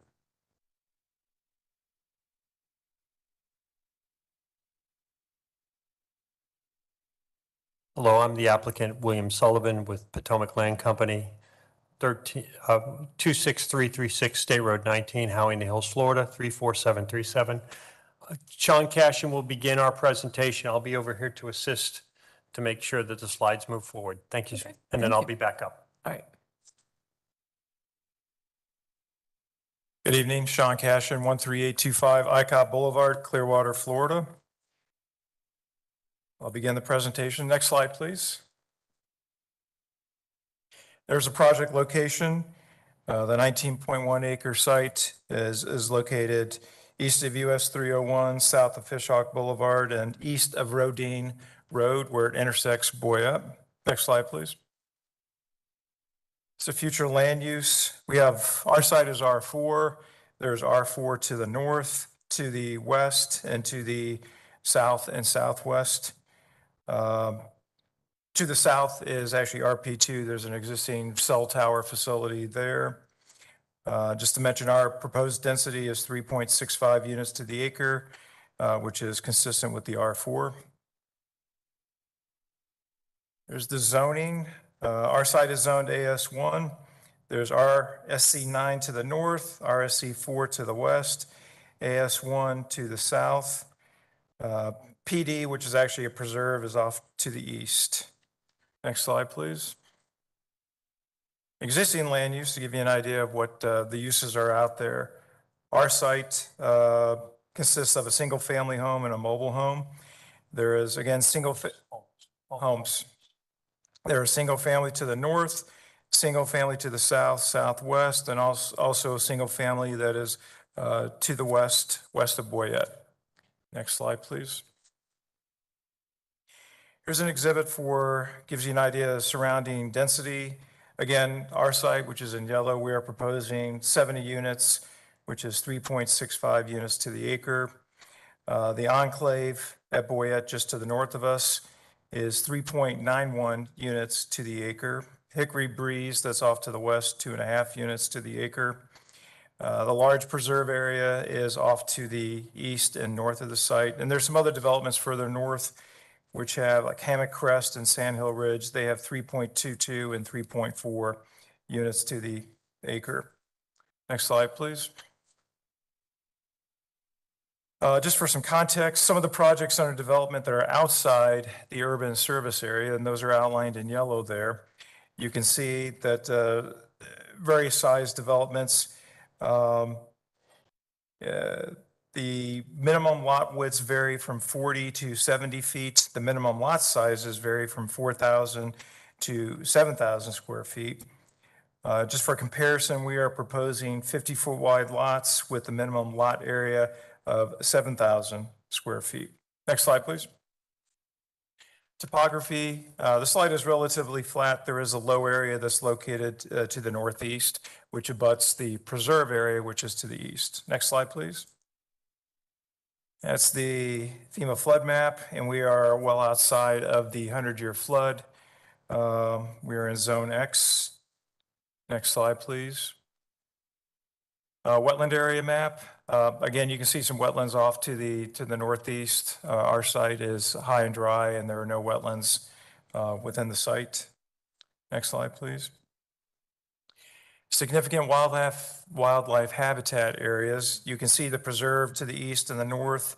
That is a large, significant wildlife habitat area, as well as off to the northwest.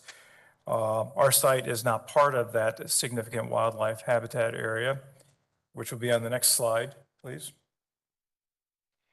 And that is a letter we had received from Hillsborough County. You can read it at your leisure, but the most important sentence is that the natural resources section has determined that this site does not qualify as a significant wildlife habitat area. Next slide, please. ELAP areas, which are Environmental Lands Acquisition and Protection Program. You can see the large preserve area to the east and north. That is all part of a ELAP area. Next slide. This is our general site plan that we have. Again, we are proposing 2 access connections to Boyette off to the west and to the south. We also have a roadway stub out Street B that is stubbed out to the west.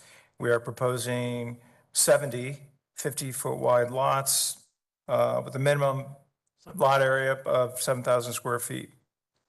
The entire western boundary is going to consist of a 10-foot landscape easement with vertical screening. I'll show you that detail in a following exhibit. Also, the westerly 297 feet to the north boundary will also be within a 10-foot landscape easement. We will have 20-foot landscape tracks that will cover the frontage of, well, the frontage along Boyette to the south and the frontage to Boyette to the west as well. And this is also a condition, but there will be a minimum 4-foot high fence, maximum 6-foot high fence that will be along the western boundary and also about 300 feet of the northeasterly boundary as well. Next slide, please. Again, this is just a table that's on that general site plan. It talks about the 6-foot PVC fence along the perimeter of the west, south, and most westerly, 297 feet of the north boundary. Density 3.65 units to the acre, 50-foot wide lots, 7,000 square foot minimum. Next slide, please. See detail of the vertical screening that is going to be within the 10-foot landscape easement areas, which will consist of a 6-foot high PVC fence, as well as 10-foot tall, 3-inch caliper trees, 40 feet on centers. So that'll provide a fairly good visual buffer. Next slide, please. The color concept plan just delineates and color the different areas. There you have the lots, the roadway in gray, and then we have proposed retention areas that are located along the northeast. Next slide, please. We've had some variances and design exceptions. The first one is the driveway spacing for both the driveways connections to Boyette West and Boyette South. That has been deemed approvable by County Engineer Mike Williams. The next one is the administrative variance for a number of driveways. That's also been deemed approvable by Mike Williams. Third one is a design exception for connections to Boyette Road, a substandard road. And I'll show you this later in a slide. We are proposing to build 1,700 lineal feet of sidewalk with segments on the east and north side of Boyette Road to help with pedestrian connectivity. Again, this has been deemed approvable by Mike Williams. Next slide, please. This is an exhibit just showing the existing driveways, our proposed driveways, and anyways, those have been deemed approvable by Mike Williams. Next slide, please. All right, this is the proposed sidewalk exhibit. The yellow is the on-site sidewalk. Orange is the existing sidewalk on Rodin and Boyette. The green and the purple are the proposed sidewalk. The green being the proposed sidewalk along the frontage of the property, the fronting on Boyette Road, that is required.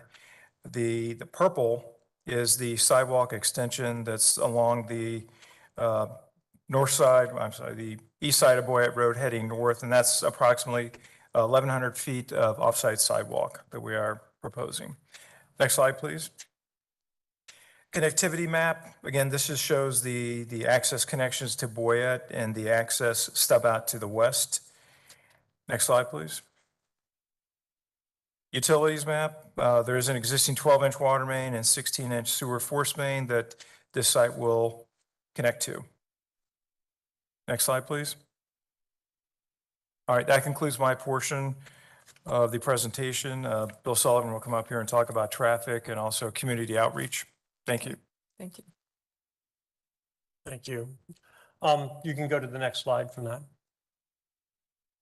Okay, so we did the traffic analysis, and just continue. This is a typical traffic study. Keep going. Sorry. Keep going. I want to get to one slide.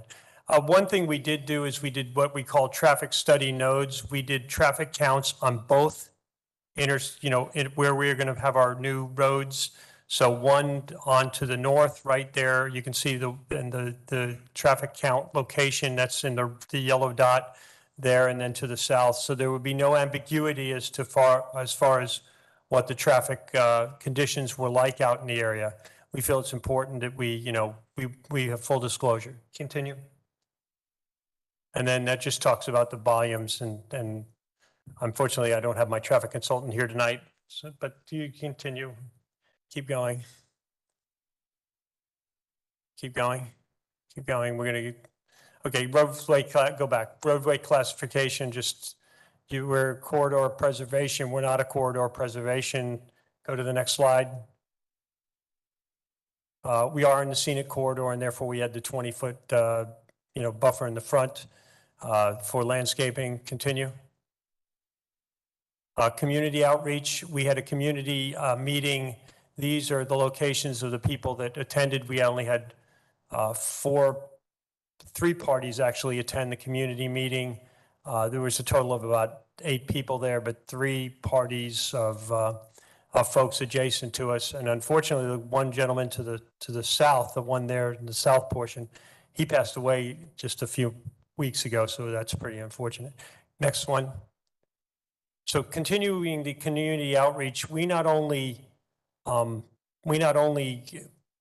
a community meeting, we then go out and meet individually with the owners in the area, all the adjacent owners. It clears up any ambiguity from a standpoint of, as you've seen in other applications tonight, whereas the people don't know what the plan was or whatever. We spend time and meet with almost everyone we can.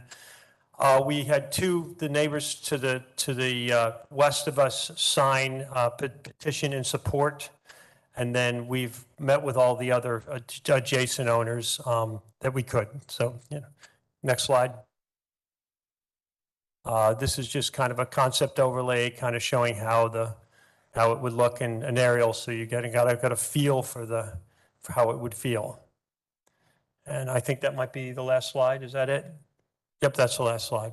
And I'm here to answer any questions, and we'll answer at the, I'll come up again at the end of the presentation from the county. Thank you. Thank you so much. Both of y'all, please be sure to sign in with the clerk's office. And this presentation has been submitted. Need that to be on the record, please. On the record, this presentation has already been submitted to the record prior electronically. Okay, I'll see it. Thank you. Thank you. All right, development services. Hi, good evening. Michelle Heinrich, Development Services. As you heard, the applicant is requesting to rezone property currently zoned AS1 to PD to allow for a 70-unit residential development, resulting in a density of 3.65 acres per unit. The site is located in the Res 4 future land use category and within the urban service area. As you saw on the applicant's slides, the Fishhawk Creek Preserve ELAP property is located to the immediate east-northeast of the site.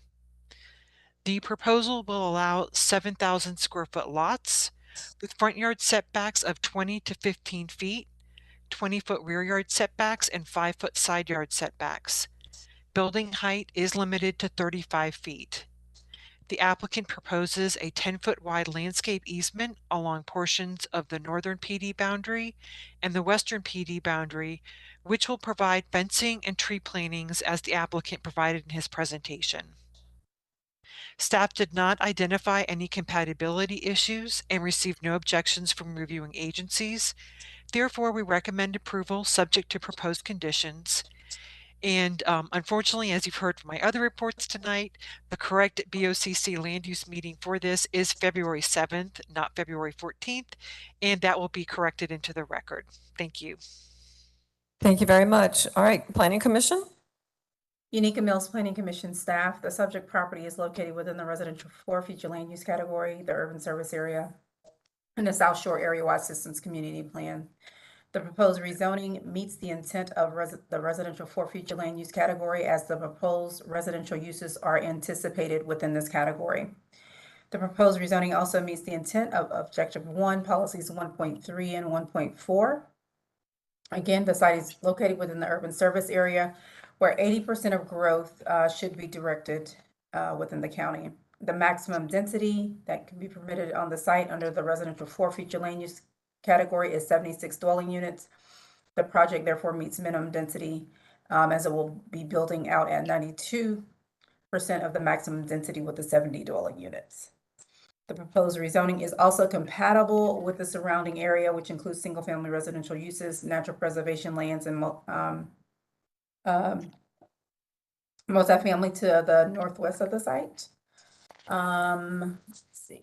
The proposed rezoning also meets the intent of Objective 16, 16.1, 16.2, 16.3, as well as 16.10, and meets and exceeds all setback and buffering and screening requirements, and is compatible with the surrounding area. Again, the subject site is located within the limits of the South Shore Area-wide Systems Plan and meets the intent of Goal 4 of Cultural and Historical Objective by maintaining housing options for all income groups. And based on those considerations, Planning Commission staff finds the proposed rezoning consistent with unincorporated Hillsborough Comprehensive Plan, subject to conditions proposed by Development Services. Thank you. All right, thank you. Is there anyone here or online who wishes to speak in support of this application? All right, do not hear anyone. Is there anyone here or online who wishes to speak in opposition to this application? I'd like to speak in opposition, please. Okay. Hi, so I live at 11935 Twilight Darner Place. All right. Would you state your name on the record too, please? Yes, I'm sorry, Mystery Lausch. Thank you. I also speak on behalf of my fiance. He is in Iraq at the moment, so he could not be here. But yes, we both feel this way. All right, what are your concerns, please? So I have a few concerns. First of all, we were not part of whoever they may have spoke to in regards to building this. I'm concerned with the property value in that we bought this house based on the location and knowing the zoning. And, you know, we don't particularly want to deal with the construction and everything. But to be frankly honest, the main reason I'm here is because of the wildlife protection behind this property. And whoever said that this was not a significant wildlife area has not spent much time here, because just in the year that I've been here, I've seen hawks, I've seen bats, I've seen multiple animals, and I know for a fact that gopher tortoises traverse the fence line. Those fence lines are just simple barbed wire. They go in and out of those, and I'm sure you're well aware, but they are a protected species. So I'm concerned with what they're planning to do in regards to that, because, you know, the thought of these animals losing their homes is just, it's a travesty.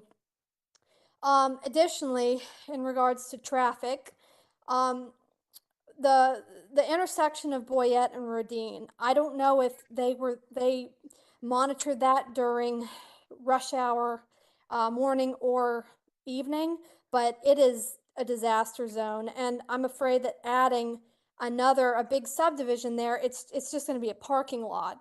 Right now, there's only one stop sign from Rodine to Boyette, so if you get caught in the wrong time, it backs up a substantial amount down that road on Rodine. Other than that, I don't really have anything else to add. That's my main concern.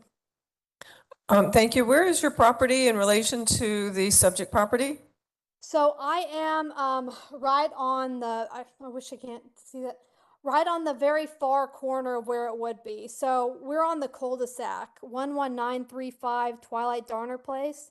So we're at the very corner of the enclave. So we see the estuary, and then to the right, looking back to the estuary, where the subdivision would supposedly be going. Okay, I see. Thank you. All right, thank you very much. Is there anyone else here or online who wishes to speak in opposition to this application? All right, I don't hear anyone. Development Services, did you have anything further? Nothing further. All right, and applicant?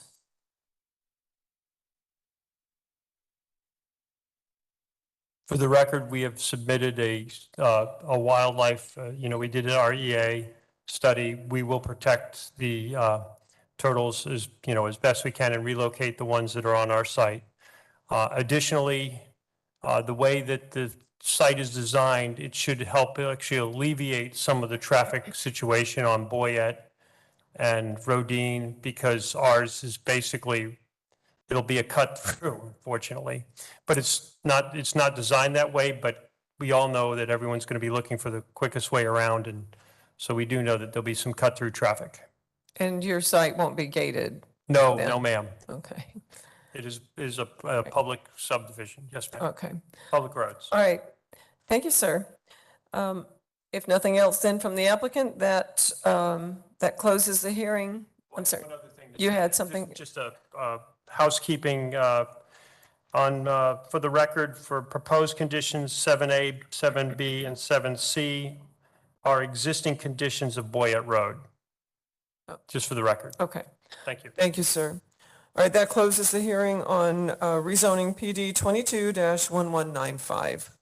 The final item on tonight's agenda is agenda item D8, major mod application 22-1339. The applicant's JEB Investment Group LLC. The request is for a major modification to existing plan development. Tanya Chappelle will provide staff recommendations after presentation by the applicant. We did submit a revised report that updated and corrected the recommended zoning conditions of approval. And again, Tanya Chappelle will provide staff recommendation after presentation by the applicant. All right. Good evening. Hi.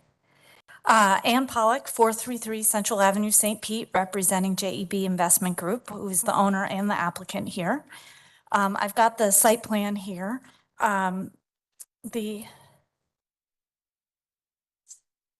See it pretty good. So the subject property has an existing 6,044 square foot warehouse building on it, and the current zoning allows warehouse distribution and storage uses. The zoning was originally approved in 1987. So what we're here for is to request a major mod to add minor industry, which is essentially assembly and manufacturing, outdoor storage to have it officially approved, accessory retail, 300 square feet, a very small amount, and wholesale distribution trade. The applicant runs a fence company at the property and has for many years. And now he'd like the opportunity to manufacture on site as well as store and sell his materials, which is already allowed. So we are not making any additions or external changes to the building. We're not proposing any new buildings. Nothing is changing the height or anything. It's pretty much all staying the same. We're just adding the new uses. And this is all in accordance. Much of it is all in accordance with the existing zoning approval. We've, for the most part, kept the conditions that might still be applicable and gotten rid of the ones that have been taken care of over the years. So the property is in the urban service area. It has a future land use designation of LI. And I think this map of the Planning Commission really accurately shows what we're talking about. The property is that little bitty purple area there amidst all the light industrial. As confirmed by the Planning Commission in their report, the request is consistent with the policies, objectives, and goals of the comp plan. It's also consistent with the surrounding uses and compatible with the surrounding area as it's sensitive to the character of the existing development. And this is confirmed by the zoning staff in their staff report. So for the future land uses, you can see on the north, south, and west, it's all designated light industrial. To the east is Res 6. The property to the north is zoned M. There's a food packaging plant. To the south is SPI AP3 because of the airport nearby. And that's a light manufacturing. I think it's an engineering company. And the property behind the building to the west is also zoned the SPI AP3, and it's a wide CSX railroad right-of-way, providing a large buffer to further light industrial uses. The project is proposing light industrial uses, generally abutting light industrial uses, and the staff report concurs that the development pattern and character of the west side of North Occident Street contains similar light industrial uses, and therefore the proposed additional uses to this site are compatible. Now, of course, as you can see to the east across Occident, there is a single-family residential subdivision, but this property has been designed over the years to be compatible. I'm going to go back to the site plan. As you can see, the existing building is on the far west side, about as far away as it can be from the eastern boundary, and it's almost, I think, 280 feet from North Occident, which is close to the amount that if you were to actually do the public notice from that building, you would be beyond. It really limits the possibility of any noise or disruption from the building specifically. The site is surrounded by a fence to the north and south, adjacent to the light industrial uses, but it also has an 8-foot masonry wall along the front and an opaque gate at the front. So the gate is open during working hours, but the rest of the time it's closed. And so you really don't see interior to the space. And the project will comply with all landscaping and buffering requirements. Open storage would not be visible from the street as it is today. And the additional uses actually will only have an increase of 1 p.m. and 1 a.m. peak hour trip. So there should be really little impact to the roads. The conditions of approval are really all designed to ensure that the surrounding properties are not negatively affected. And again, much of them are consistent with what has been there.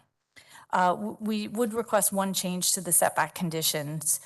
It's not really a change, it's sort of more of a typo fix. The front setback, it says north along Causeway. Which condition Oh, I'm was it? sorry. This is condition number.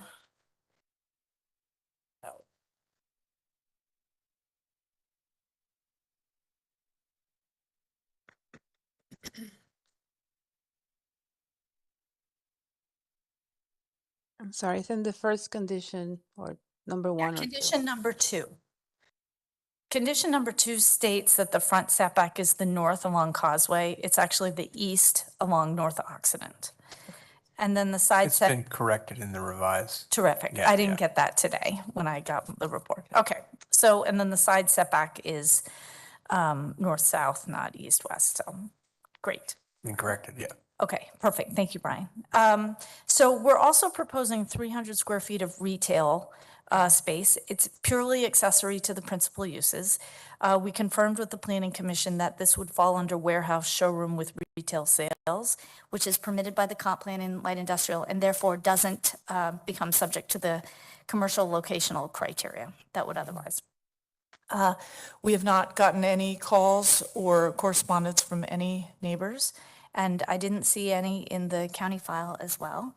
We are complying with all parking, stormwater, landscaping, buffering requirements. There's a sidewalk along the front existing, and we're not requesting any variances. Excuse me.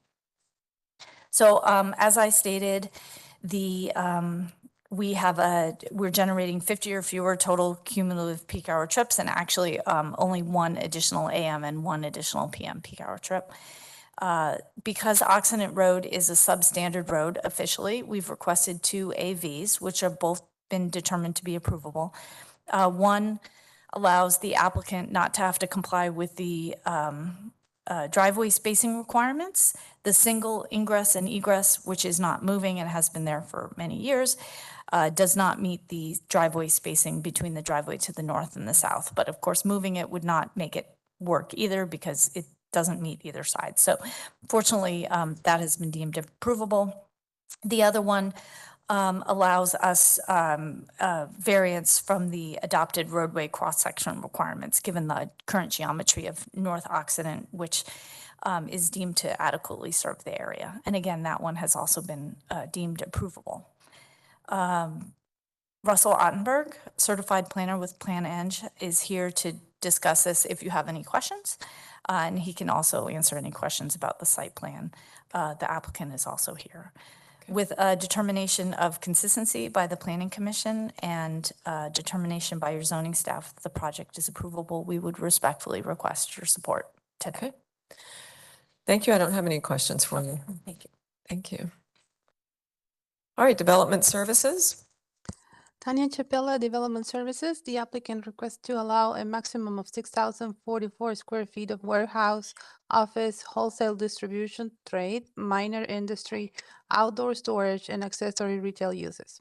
The subject site is located to the east of North Occident Street, which is developed with light industrial uses along the west and residential single-family development to the east. The development pattern and character of the west side of North Occident Street contains similar light industrial uses, and therefore the proposed additional uses to this site are compatible. The project provides visual mitigation to the surrounding residential uses, providing buffering and screening requirements. Also, the site is surrounded by a fence to the northwest, south, and a masonry wall with a fully opaque gate at the entrance to the site at the east end. The open storage shown in the center and north side of the site will be fully enclosed and not visible from the street. Given the above, staff finds the proposed modification to be compatible with the existing use, with the surrounding properties, and in keeping the general development pattern of the area. Staff recommends approval of the applicant's request, subject to conditions, and this concludes my presentation. Thank you.